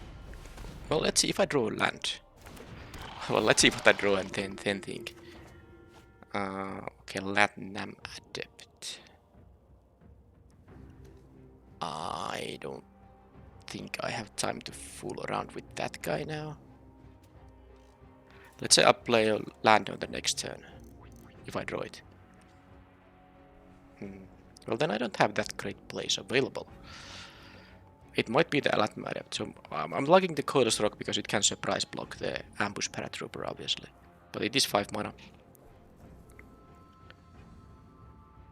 I might actually now lose the Thraxodemon because next turn... Yeah, that's the case. Next turn if I draw land, I will play the Latnam Adept. If I don't draw land, I will play like a Stern Lesson. Or the Moment of Defiance.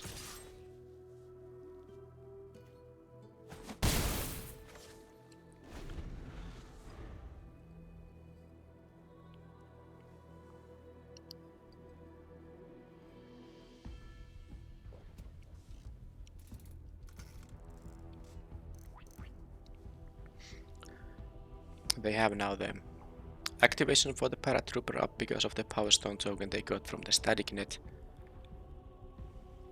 Man, this is so slow. I mean, I could pause whenever the opponent takes time to think, but then, you know, you might miss some play, so hopefully you just don't get too bored here. I guess you can skip, you know, for what, 5 or 10 seconds with the YouTube buttons or tapping it, depending on what device are you using. So Yotion Medic, sure. Cleric Soldier, double classing. Well, I have the Moment of Defiance to get rid of that guy. They have 1 mana up, or okay, they can make that being unable to be blocked, right? So now I hope they just... Well, I got the Adept here now, though. I kind of want to use the the Defiance when they are gonna block with the Medic, but it isn't really what I'm supposed to do here. I'm actually not even going to attack because I mean they might get rid of this Latnam Adept and I want to be able to block the Medic. If I attack, they block 1, and of course I would have attacked before playing this, but I assume they still block 1. They gain 1 life from the lifelink, take 2, so that's effectively only dealing them 2. Now if they deal with one of my blockers, they still have plenty left, so I'm not too concerned. And the Moment of Defiance will gain me a bunch of life as well. That is sweet. So they used 2 mana to draw to loot here. Well, I mean they had to discard, so it wasn't looting. They discarded on the previous turn and then they just drew a card now. Interestingly, they actually got rid of a Loran's escape. I would assume that in this case it's a quite nice, cheap, interactive spell. They might have one in their hand, but I don't recall seeing those in the first game. Then again, they might have a sideboarded them. So they do have now the Weak Stones Subjugation, and that makes my Power Stone Fracture actually, better. So now if I attacked with these, they would be at 16, but now I would take, 3 more damage. Well, no, not only 1 more, but they would have gained a life point here too. Now,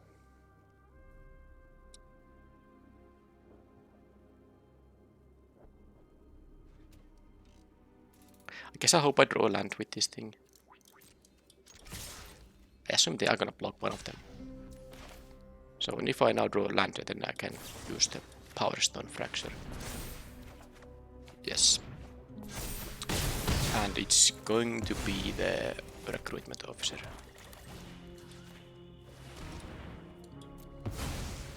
I don't want them drawing any extra cards. Now they are down to this 1/2, which costs 5 mana to, make things bigger.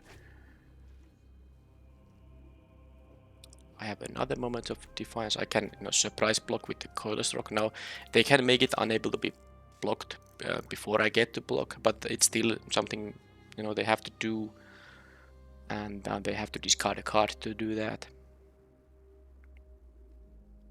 They are also down to 750. I have 15 minutes, so I have double the amount of time they have. Recommission on the medic. Well, that's good, but actually, and that was really good in the previous game. I can still kill the Ocean medic here, because these synthesis guys will get +1/+0 if I draw a card now, and then it will be 5 power. So let's see what they do. If they don't block, well then I guess I'll have my Coilous Rock or something. I really want them to block though.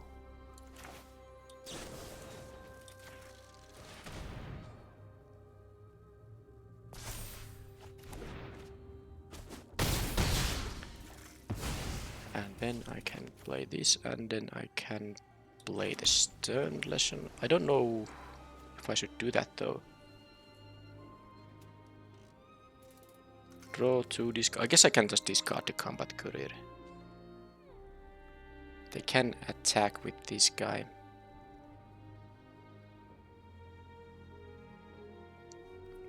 Yeah, I'm gonna use the Stern Lesson now. It will make these bigger on their turn. It doesn't matter. It doesn't help me at all. Okay, that thing is gonna be a 2. Okay, so the surprise blocking with the rock won't be that great anymore. But I guess I'm still in the game. Okay, so I should actually discard a swamp instead. Get a Power Stone token, and then so the play and sack is 3 mana, but I can use the Power Stone. Do I have the Coilous Rock after that? Yes, I do. Because I can make these, menace guys. I do exactly this, and then I can have the Coilous Rock. And these can't be blocked, they deal 6 to them. Adept.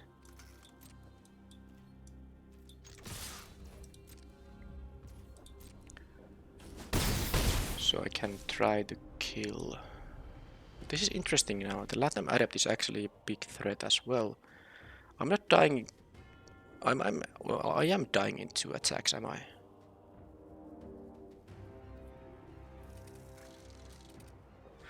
I'm gonna play the rock still. Problem is I can't really block anything because of the paratrooper having the extra counter up. They loot.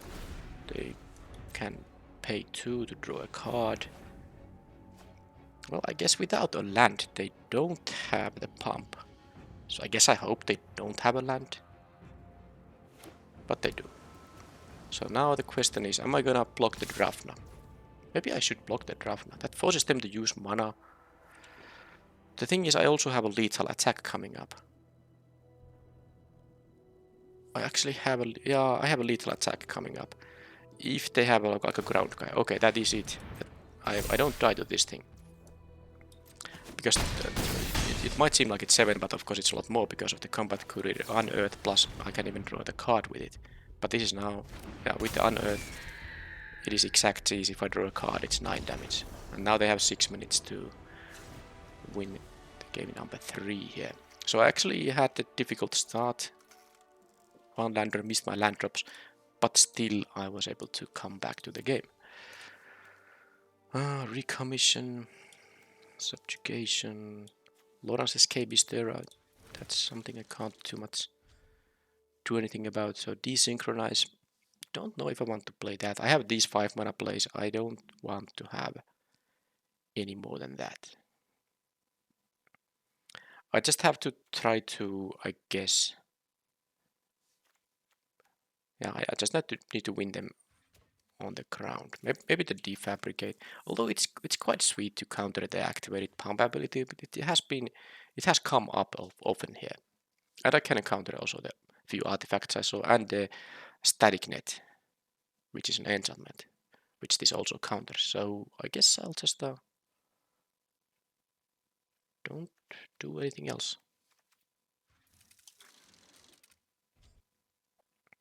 Maybe I can draw my disfigure to kill one of their 1/2s. But I guess the first question is, can they play fast enough to win the game in 6 minutes? At least I have a decent starting hand. Yeah, don't waste time playing your first land. It's possible, of course, they just have a very, very slow connection and lagging all the time. They did mulligan to 6, by the way. That's why it took some time. Disfigure? No, but I have a combat courier, so I can actually block that. That was a good draw. I mean, Disfigure and the courier were both pretty nice draws there. They can't. Okay, now they have a Phalanx Vanguard, which I haven't seen earlier. Guess I can just block it. Swamp Island, it's going to be a swamp.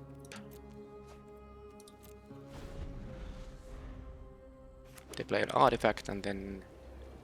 Okay, they have nothing there. So... I guess I will just attack.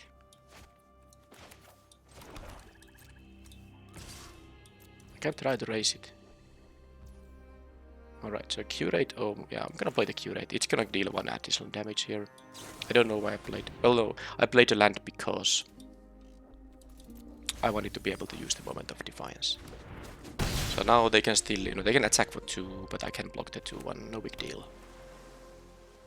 Because I'm not gonna, try to stall and make them, lose one time. If I have I try to still win the game.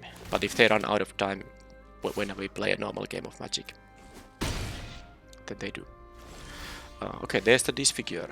I think it needs to kill the recruitment officer though. Power Stone Fracture. Well, there's no target I'm willing to use it on yet. I have the combat courier. I can sack on it. So am I in a position to attack?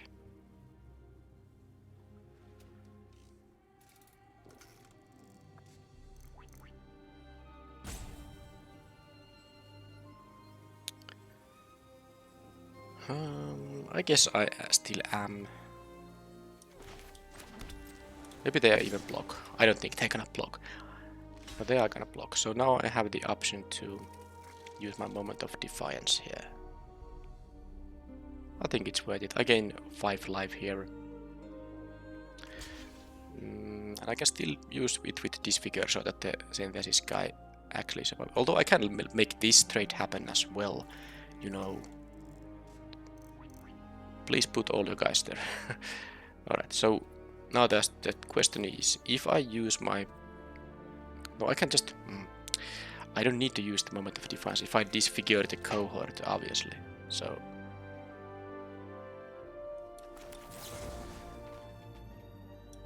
Let's do that. I was gonna use it on the officer, but this is fine, because now my plan is to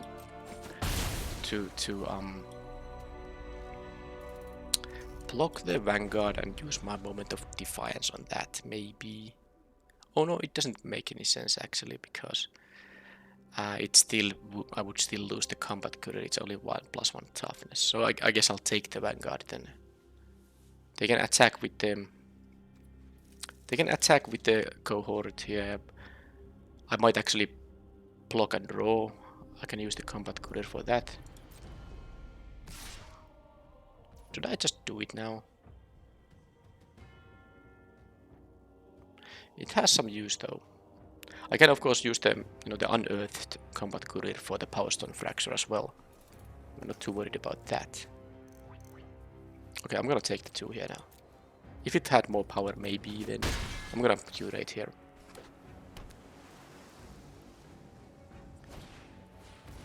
That's unfortunate, but okay.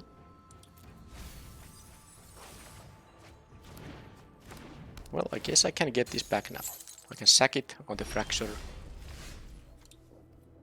And then I can get it back with the weld. Let's get rid of this guy. I mean, they get to use it once, so be it. Not much I can do about it.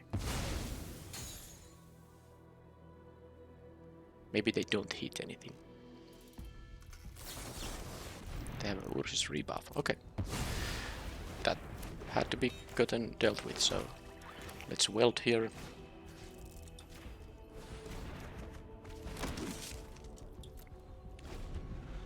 Now they have no... Well, they do have the recruitment officer. That's actually a card that can, that can make them win the game. Because I'm not really having a big...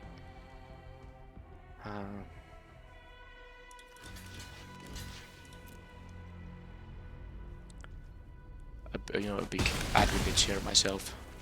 So if they can do this multiple times, it's gonna be quite good. Okay, they played the chapline, which finds them... It doesn't find them anything. They can't get any of that. So let's do this first. Loot away an island. Okay, that's a good one. I still have card draw effects here. Alright. So this is now definitely going well. Unless they got like a static net right away.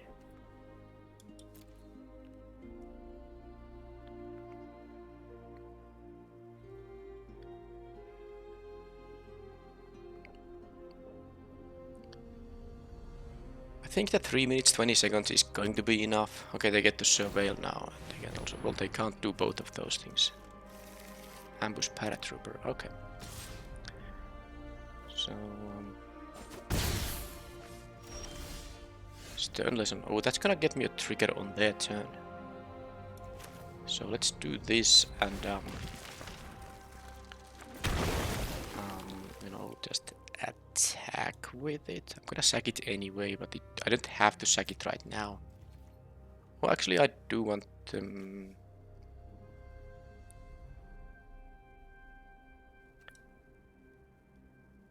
Well, let's see what they do. They might flash in the 1-2 to block the combat courier. I might use my moment of defiance for that. I mean, that's a very good idea, actually.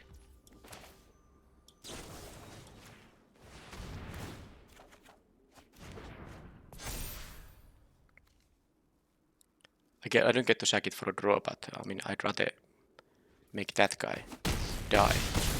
And then I can still have the archaeologist here. Okay, it even hit a thing, and it hit a power stone fracture and the helm of the host. I think I'm gonna take the helm. I mean, it's slow, but it is still going to, win a game and requires a specific answer for them. The fracture would have been good because I have the archaeologist to sack for it. But it doesn't seem like I'm running out of time here to... Okay, I'm gonna take 3 here now though. Well, 5 total actually. But... I guess I could jump. There's not much use for this thing. It will be able to block the recruitment officer though. But maybe I will actually jump it.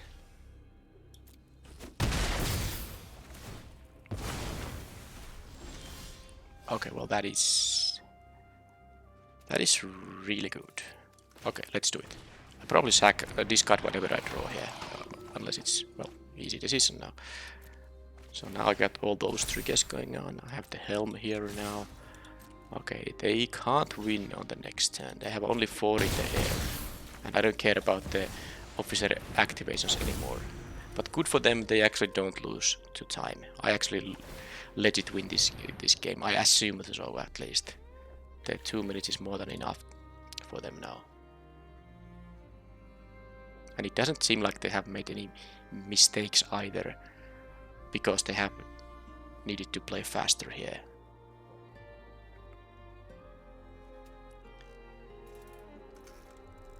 So if they drew exactly a disenchant here, then they are in the game. But if they didn't, I can equip an Evangel of Synthesis, which will trigger the ETB to draw and discard, which means this will be you know, many 3-power creatures. Also, the token copies will have haste, so because I will have 9 power of menace, 3/3/3s with menace, plus this will be a 6/6 if I get to make a copy of one of these. And based on what the opponent is doing, I don't think they're gonna waste all this time to actually have a decision here, because I mean, well, they actually used a lot of time, because if they are gonna win this game, they need to play a lot faster than this. So if they drew a disenchant, they should make their decision. They need to make their decision. So I know they have the flash guy here. So now it's not that easy for me either, because I can play around a disenchant by playing a stern lesson in here. They are forced to block only... Well, they have to block one of the guys. And they are close to lethal there. If they don't have a decent... Let's say if they have a disenchant, it's not so great for them in that case either. They have to use the disenchant and then they can't play the flash creature, so they definitely can't deal lethal. So I'm gonna do the winning play here, because this will win against everything. Yep. I mean, against the disenchant at least. Platinum Adept is the least useful. Now they can't beat all these menace guys. But no, actually, they have to jump block with everything. They're gonna lose. No, they are not gonna lose quite everything. That jumps and then 2 blocks there. And I'm gonna kill the... I guess the paratrooper is more dangerous. I guess it is more dangerous. But of course they are down to 1 and they are not really able to win in 1 attack. Okay, they surveil 30 seconds time. Okay, well, I still won legit. I had only 7.5 minutes time myself here. Let's hope the next match is a little bit faster.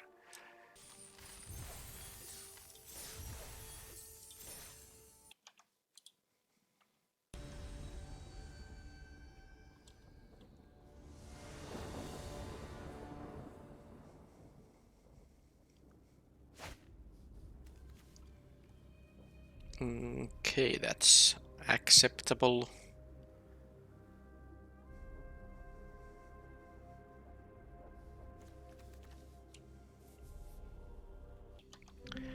My opponent did take a mulligan. I had a brief pause there because they took some time thinking. I will keep this for sure. They went to 5. All right. Does this thing do anything? Maybe not until after the game starts. Okay, now it is powered on. Okay. So it has some kind of a... Wow, what's this parkour stuff? So what's this? A rare, mythic rare. Doesn't look good for me, I mean. Opponent did mulligan to 5, so let's give them that. So, prototype. Sack this thing, create a column that has triple the power. It gains haste. Alright, so they can only do it as a sorcery, but so this becomes a 6/6 haste when they use 5 mana.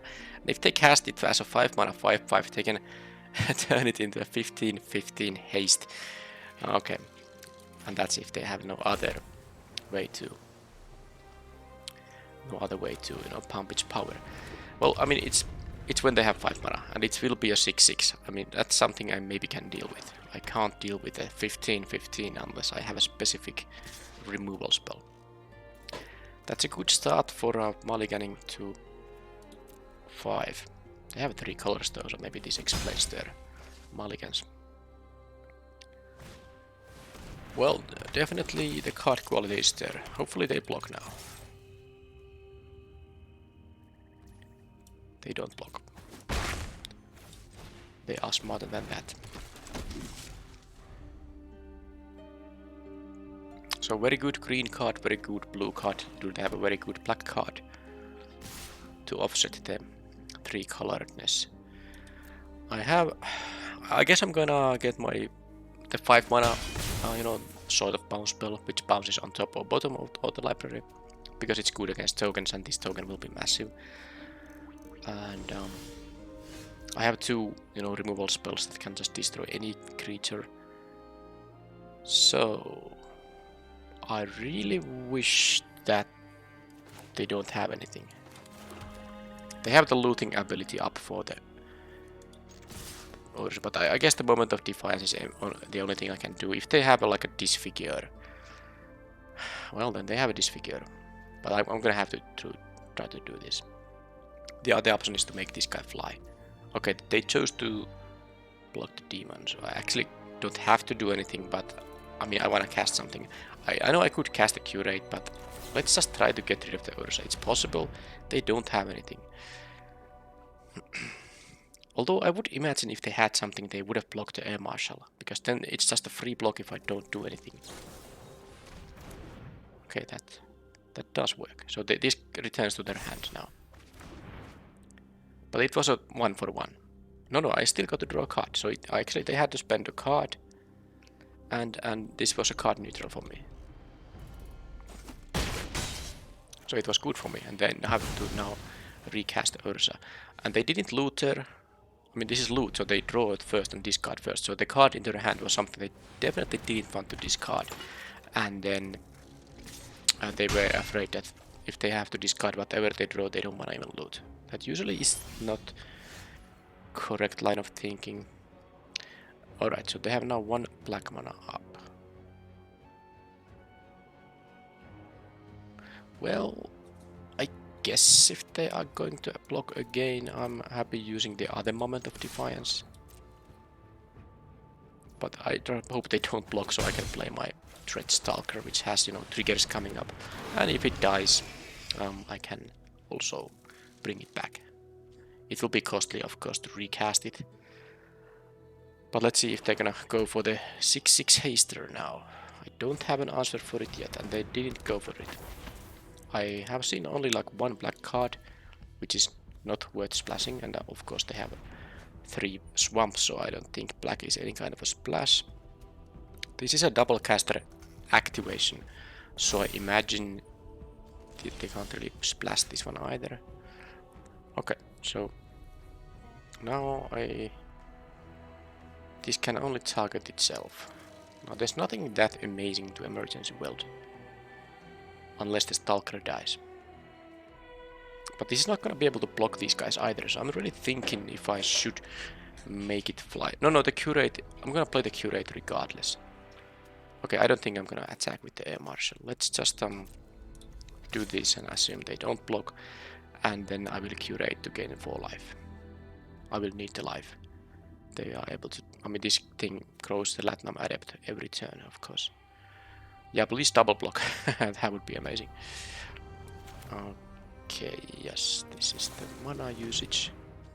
Stern Lesson, guess it's okay.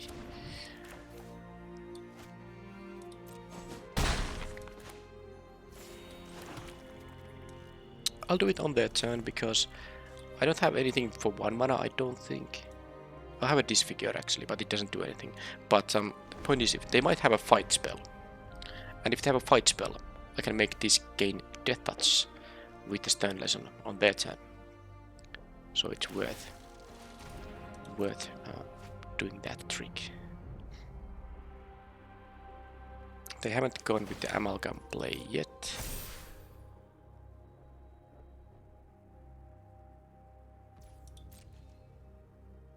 It is tempting to block the root for amalgam with this air muscle. Sadly, air muscle would die, but this is... Okay, well, nothing happened there. So what does this mean?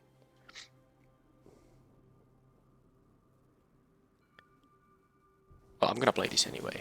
It's just too much mana wasted if I don't do it. I have the moment of defiance still for the next turn.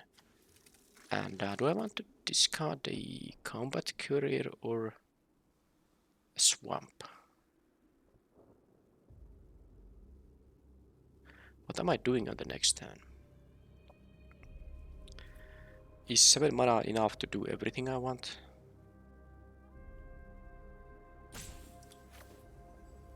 It is.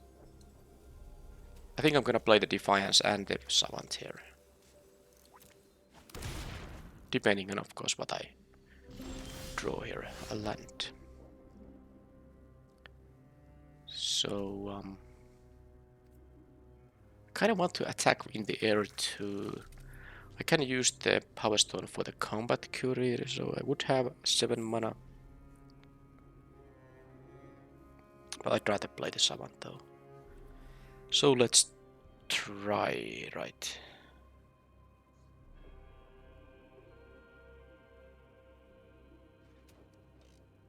It is safer to just play this and draw the card though. It is safer for sure. Because the problem with this, if they have a response, then everything goes... Okay, that's too risky actually. It is too risky.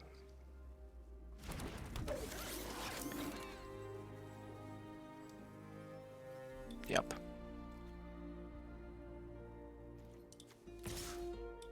I can still use it, but now they have the information about...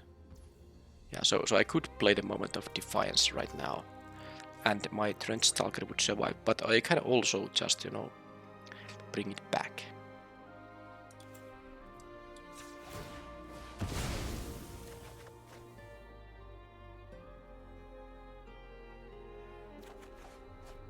Oh, that's a nice one. And I don't want to risk with the Moment of Defiance here. It is fine. I can... If they have a counter spell... Yeah, well, let them counter this thing.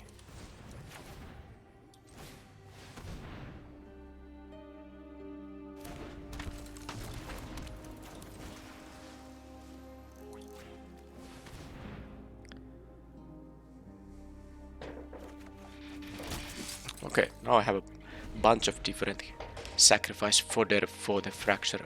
But remember, this is a game where they did mulligan to 5, but they have had, of course, good stuff going on. Now this is one of the, you know, actual good payoffs. The uncommon payoffs for this thing are good. I'm not convinced the Latinum Adept is worth the hassle. So this needs to die. This needs to die more than anything else. Alright, so actually I'm 1 mana short now of play and equip. Although copying any of these isn't like the best thing ever. Yeah, they get to bring stuff back from the graveyard when this gets high enough power, so this will die. That will die, but what am I gonna sack for it? I'm gonna play this thing this turn no matter what.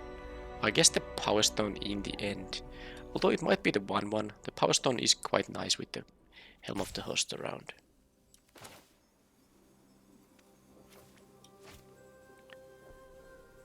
I have the Moment of Defiance too, so I could...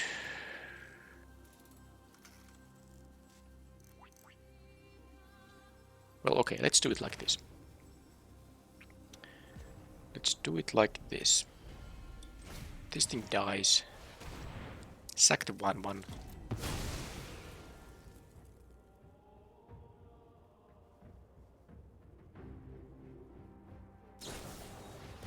Okay, they get that thing back. Well, they do. They have to recast it though. Now, with that.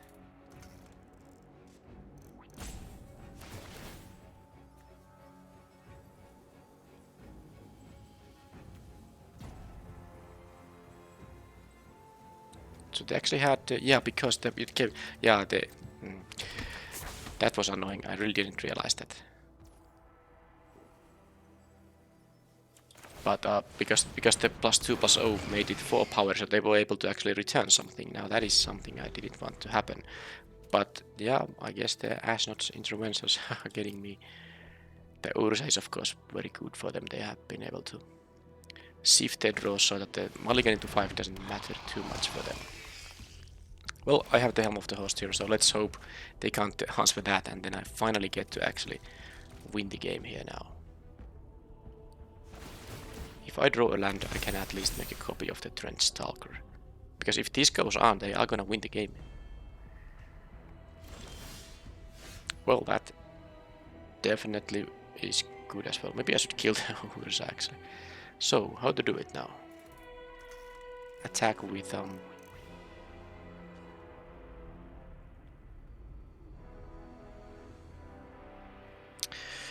well, not everything.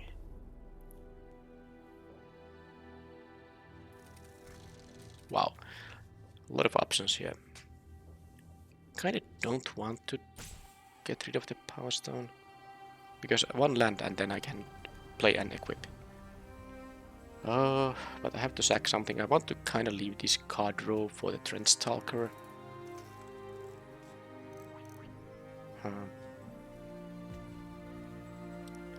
Just thinking if I should attack with anything else here. Maybe I should not. Just attack with this guy and see what they do. They are mostly tapped out now. Hopefully they don't have like a third of these interventions. That's all they have mana for now.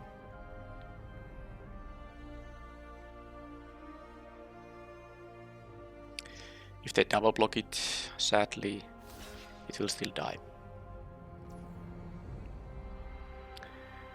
Okay, that's interesting. Just jump block it. Fine. Well, in that case, I do think they are gonna get the Coastal Bulwark back with them. Anointed now. Less than or equal, alright. I could kill any of them, but what I'm gonna do, I'm going to play the Helm of the Host this turn. The question is, I mean, you could, you know, get rid of any of these.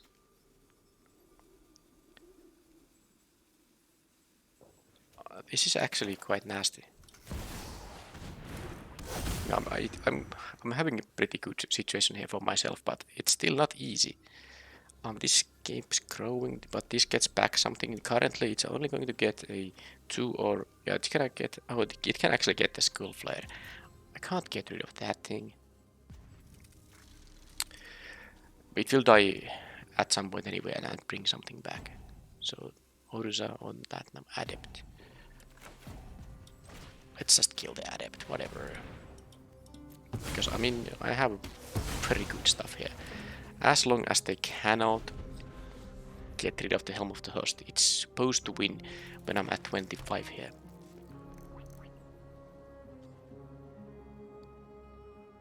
They played the land, didn't loot it, so they wanted the land, so they might have a 7-drop. Or F3 and 4 and 2 or 5, 2+5, something like that. Now they loot it, so they actually knew that whatever land there is, they wanted to have it. Okay, they didn't want to keep that thing. Okay, why wouldn't they? I no longer understand. Okay, well, they have one card. Is it an instant speed interaction for this thing? We'll see very soon. I guess they can draw a card with the Chromatic Star. I don't have mana to unearth and draw a card, so it's actually not so great this turn. But yeah, it's triggering now, so it's already gonna create a copy for me. It's gonna use last known information even if the Trench Stalker is gonna die now, so that was too late. So what I could do, I could attack with everything. They need to draw 2 cards to give a counter to this guy.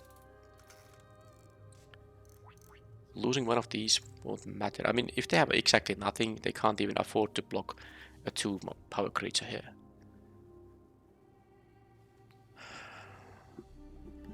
I mean, losing this stuff. I kind of don't want to lose this Savant, but I guess I'm not gonna have 7 mana for it, so let's go for it.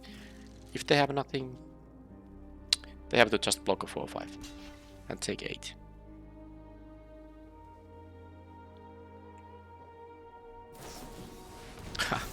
Okay, well they actually can. Wow, they can draw 2 cards on my turn with this combination of things. That actually explains why did they not keep the Gixis Carers they had, and they gain 6 life although they take 8 here. So I wish I had mana, 1 additional mana to actually give that guy death touch, but it is what it is. I can't even get anything with this thing. Wow. Please no more life gain for you. That was... And this is a game where they did Mulligan to 5 and now it's like a... I guess the power of Urza is shown here. Such a good card. I mean, they have no extra lands. Not that they have discarded that many lands. I mean, there are 2 lands in their graveyard. 6, well now 3. I hope I get to make another copy of this Trench Stalker, because if I cannot... it's the only good threat against the 5/7 they have. And I have tried to kill this. It just didn't work because they had the intervention. Okay, so it's just a waste of mana if they have an instant speed interaction. But then again, the only card really worth actually copying is this thing. I guess I could play this guy as well and copy that. Now let's try this. Let's first, I'm gonna just do this, see what happens. Okay, so if I want to make it a life linker, so let's do this.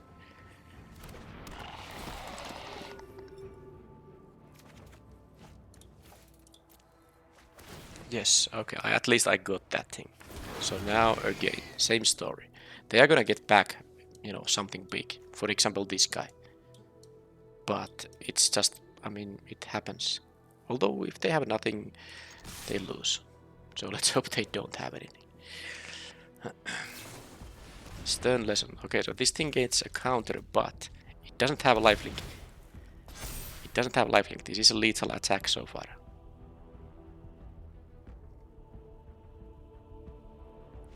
Okay, that took way too much effort considering they mulligan to 5, and I had I had no problem with my draws at all. I didn't flood out, I didn't have mana issues of any kind. I drew what I needed.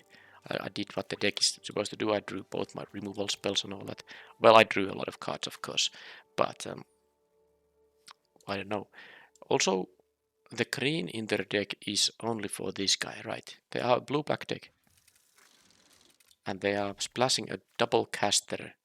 Well, in a sense, it can be a single caster, it can also be just a 5 mana 5/5. But they are putting these basic forests to their deck, make their mana worse, just so that they can use the activated ability. I'm not sure that is worth it. Alright. So just in case they have the double forest there, maybe I should have the desynchronize. Although, so how do I, deal with the Ashnod's intervention? I guess the desynchronize works there as well. Maybe I'll just have it. Don't think I need to air marshal. The opponent isn't very aggressive at all. Anything else?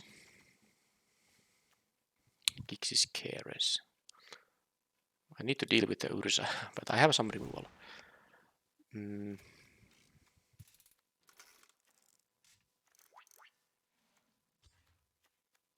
Not sure about the Savant again. Should I have my own intervention? Something like a Battlefield Butcher? Hard to say. By the way, did I put a Coilers Rock instead of the Desynchronize? I think I did.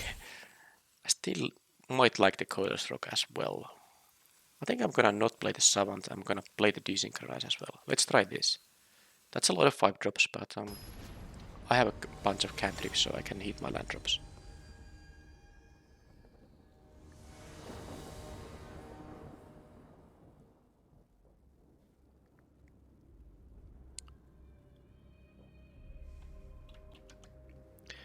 Okay, I am going to keep this hand. No 2-drop for now, but let's see how aggressive they can get. Maybe they don't have the mythic rare 2-drop. Not that it really did anything, it was just a 2-mana 2/3 in the game.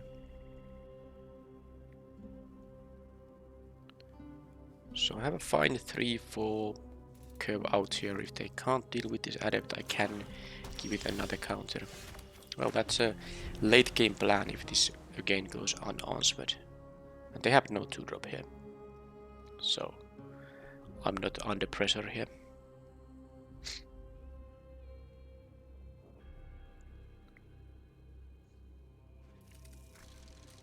Okay, there's a forest. Skullflyer won't be doing anything until they have 3 creatures in the graveyard. Fracture is good. I don't so far have a good fodder for it, but if I need, I can sack something like a Wing Commando.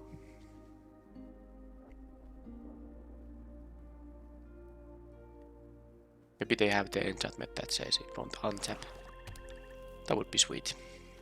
Food for the Fracture.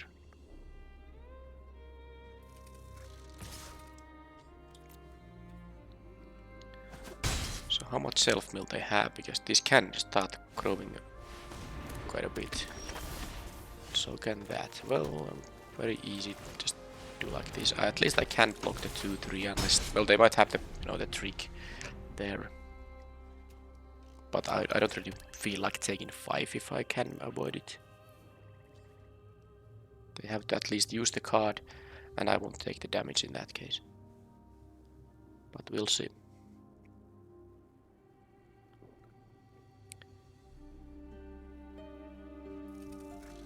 This thing does gain a lot of life, though. I mean, I can next turn maybe curate. I mean, if they attack with the Skullflare, it has to mean they have the +2/+0. Right. Or something similar. That makes my adept at least die. Yeah. So, taking 5 or maybe 6 if they have a cantrip. They could also have the, the lifelink thing. Okay, I'm gonna not block here. Because if they have the +2/+1, draw a card and a lifelink, this will get a counter and my adept dies. Yeah, I'd rather them not do that.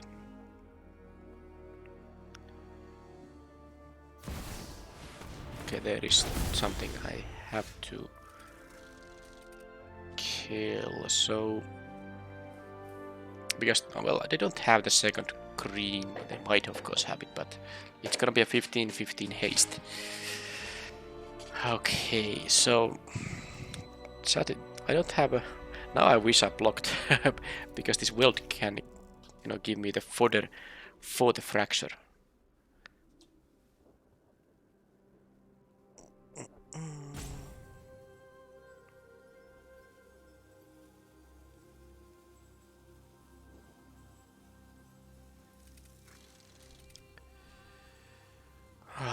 That is nasty.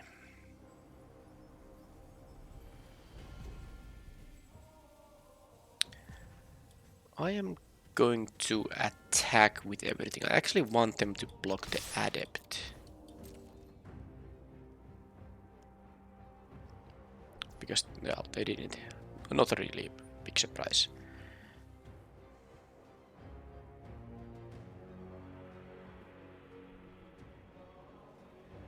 Because if they blocked it, I will play the Moment of Defiance, kill the Amalgam that way in combat, and then I can return the adept to my hand with the world, and then I have a 1/1 ready for the Power Stone Fracture. But now I think I have to kill this because otherwise I die. I mean, I don't know if they have the second forest or not. And I guess I can. It doesn't have trample, so I can have a jump blocker, although I cannot. I have no creature here.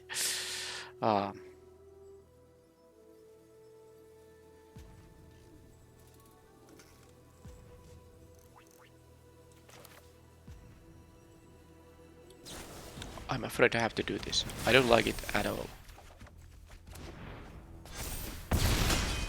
But that's what I feel like I have to do.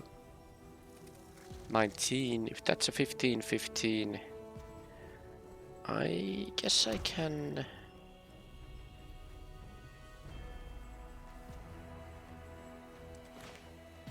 Okay, I'm not gonna... I was thinking about using the power fracture, but now that I got a blocker... Wonder if this makes any sense. I have a jump blocker now.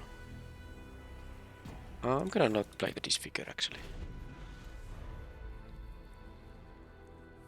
Because let's say they have the forest. I can jump block it. Bring it back with the emergency weld. Use the fracture, sacking the token. Now I can take 8 here. Not really care about it.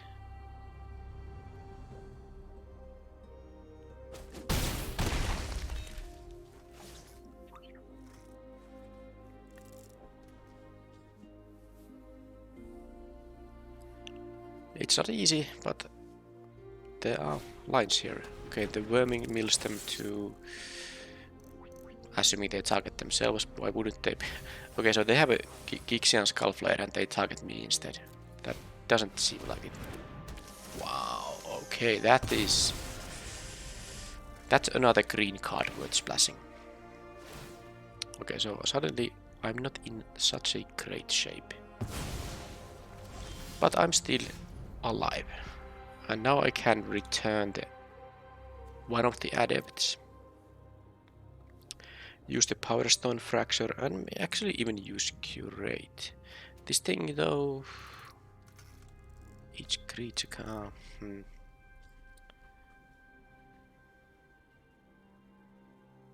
I don't have a win here because I'm actually quite close to having a victory. Because this prowess will trigger from... No, I can't make this into 6 power. I think I can make it into 5 power. And I can. This has reach, by the way, but if I kill this thing... let's see. I'm gonna do this... Actually, I'm gonna do the Curate no matter what, am I not? Yes, I am. I don't need land drops. I have a land drop here in my hand.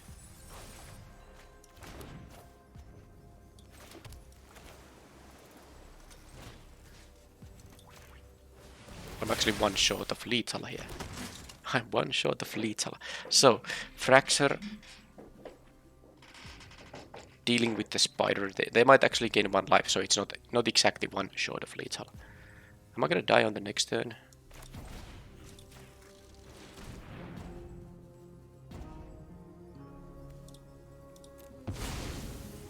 I mean, I am if they have a forest.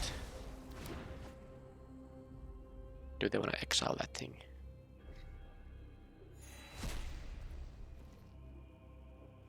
Okay, so I'm at 11. I won't be dying. Oh, I am dying if they... Oh man. It's too much. The Latinum Adept. This is 10 if they get a counter on this thing. Am I gonna gamble it? Because I don't really see a victory path where I don't attack with both now. Because if I attack with just a command, they're gonna go to 6. I, let's say, have to block. Or maybe I don't have to block. Still, this is gonna be a 2-2. Yeah, I'm gonna just hope they don't get the counter on the Adept. Or the Forest. Yeah, that was nasty. And there's the Forest. Oh, they actually didn't... Oh, are you kidding me?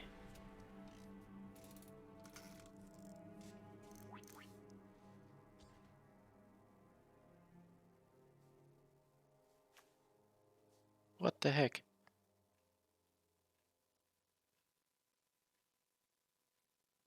They didn't activate this.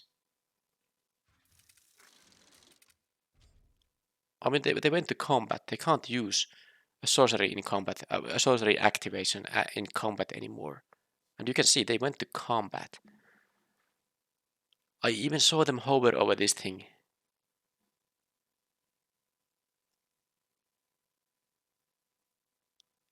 Because I had lethal coming up with this thing triggered by the Helm of the Host. I mean, it doesn't have to, I only cast this. What? Well, I mean, it was still possible they have a plus counter for this thing, but I should have not conceded them. I obviously thought I'm tapped out. Why wouldn't they go for this, sweet play? Even if they have another way to win, the best way to win here is just to activate this, the most fun way. Get a 15-15 hasty golem. Maybe they didn't realize it has haste or something. But then again, I mean, I was supposed to lose because they had 100% lethal. Now maybe they missed it. Maybe they had some other way to win. But let's say if they missed, they had the lethal. If they don't have any way to deal the extra point of damage they need in this situation, I was going to win on the next turn by playing the Helm of the Host. This will deal 3 in the air. Now they still had 2 cards in their hand, so let's say the chances were small, but whatever. All right, so I think they earlier had the spot where they had the Ashnot's intervention. Yeah, because I didn't block when they attacked into my 3-3 with their 2-3. Yeah, so I think they had these also in their hand, which would have dealt the lethal regardless. Now, any of these matters, does it? I don't think I'm gonna be bothered by any of sideboarding here. Let's just try to get the event dealt with, because I actually feel I'm starting to get some flu symptoms, and I'd rather actually go and rest a bit.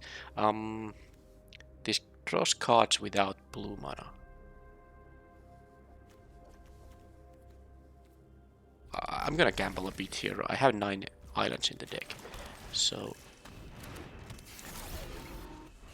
let's hope I can be a little bit lucky here. They should mill themselves because... Okay, neither of those was an island. They should mill themselves because they have,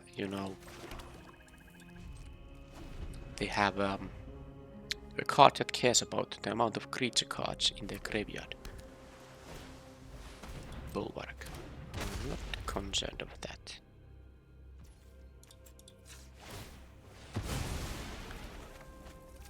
Well, thanks to them milling me for 2, I actually get to do the stuff here. Yeah, I mean, that was really good. Curate and Swamp going away. Now I have a normal game here. Hopefully they don't have anything too amazing there. Well, they can... Well, that's gonna be the Adept that goes away. I would assume they... Because it's my next turn play.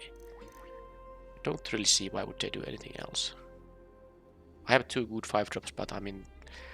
I still have the Stern Lesson. Oh, they don't care. They don't want the Strength Stalker. I guess that means they might have a removal on this thing. That would kill my commander, so I won't blocking there. The land was good, of course, because I do want to play my rock. Maybe I can attack in the air. Finish them off. Curate. Okay, but no triggers for them. Funnily, 2 of the matchups out of these 3 in this event have been kind of these draw 2 cards. I guess this opponent doesn't have that many, but they have at least a Latinum Adept, and they have a the Black Uncommon, which was really nasty in the game 1.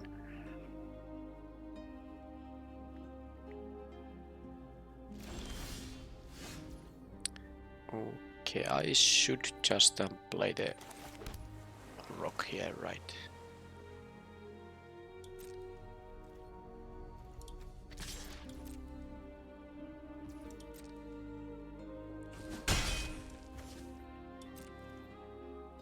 They might have a counter spell though, but then again they might have like a sorcery speed removal.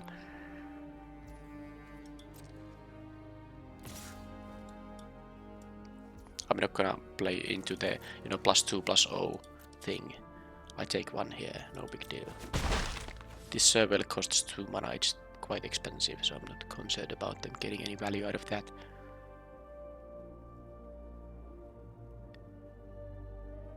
Yeah, so I could have played this when they were tapped out on my own turn. Okay, they have that kind of a card. That's really good. So it has a menace, lifelink, and ward costs some life. So the lifelink part is of course the annoying part in there.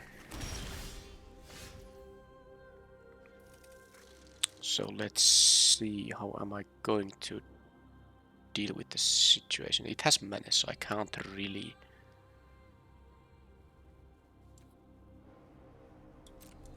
block it. unless I leave all to block. But if they are gonna block with the Flesh Gorger, I don't mind. They are free to do that. Of course, if they block with the Bulwark, they will lose it because it's gonna pick up a counter right now. Okay, so guess it's curate time. I don't need the life gain yet. Yeah, I can use the Stern Lesson on that and pick another counter on this thing. Okay, Fracture, thank you. Do I care about the Thrax Demon? I don't think I care about it that much.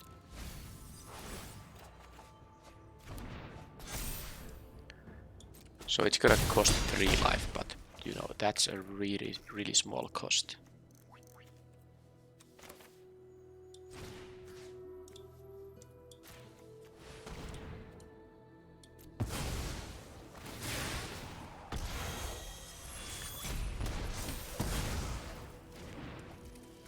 Okay, now it's...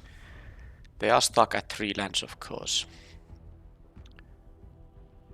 But they have had, in the early games, they had their 3 basic land types on the battlefield.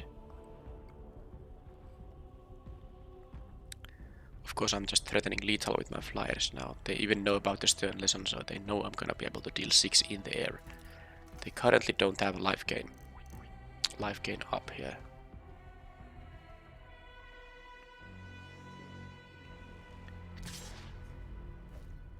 Okay, they don't want to jump block with that guy. Oh, they have a moment of defiance. That doesn't help because I have enough here. Do I though? If I unearth this thing, and do I have mana to use? No, I don't have mana to use all of that. Actually, I don't have lethal because this is 2. That's 4, 5 from the prowess, 8. No, I actually did miscount, didn't I? This should be.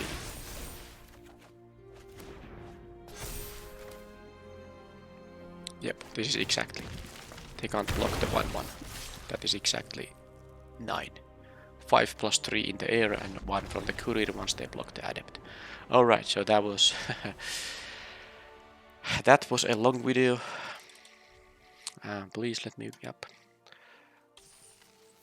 Alright, so not gonna continue for much longer. I got to the 2 wins, which is the sweet spot. I mean, the sweet spot is 3 wins, but 2 wins is not something to be worried. I mean, it's a good result. So yeah, Latinum Adept, as I suspected, it's too much trouble for the fairly little payoff, because if your 4 mana creature is a 4/4, that's, you know, not in modern day limited anything amazing anymore. Of course, green gets those at common, not so, you know, normal for blue to get it, but this actually, I mean, I played something like multiple curates in the deck, Moment of Defiance, which, you know, might be still a playable card because cantrip, combat tricks, even if they cost 3 mana, might be, you know, at least not totally useless. But curate is Tembolos, for instance, and well, the Stern Lesson is good. These are of course good regardless. But still, the point is that you need to really have 2 counters on these things for them to be, you know, worth it. And then you are actually doing the thing, which is not always so trivial, even though there is a bunch of cantrips in the format, but you have to also time them in a way that, for example, the Moment of Defiance, you have to play it on your turn to get another counter on this thing. If the opponent doesn't block in a favorable way, or if they have open mana so they can respond to your instant tricks, it's nasty. So the uncommon payoffs are good. So this is the one, and then the one we saw in the 3rd match. And then the blue has an uncommon, which is just good by itself. I think the first round opponent had it. Yeah, the 2 mana 2/1, which gets a counter whenever you have drawn 2. Whenever you draw the second card of the turn, but it just dies into a 1/1 flyer. So that's just good even if you don't ever draw any second cards during a turn. But Latinum Adept, not so great. I do like the Trench Stalker, but it's not really so that you're gonna play with 5 of these in your deck. It's just too many 5-drops. And yeah, with this, I don't think. Well, you can still play blue-black. It's a very minor team in there. You can just play a good cards blue-black deck, but don't go overboard maybe with this, especially with this Latinum Adept. If you happen to get multiple of these uncommon payoffs, yeah, then you can, focus on curates and combat curates and whatnot. But definitely what I did here is, early pick Latinum Adepts, fairly early pick, uh, and it's probably not the way to go. But here you go. That was my third recorded draft of this format. It was my fourth draft total. And if I don't get much, if my flu disease doesn't get any worse, I will probably be able to record this draft so that every 2 days there will be a new draft. Thank you for watching, and bye bye.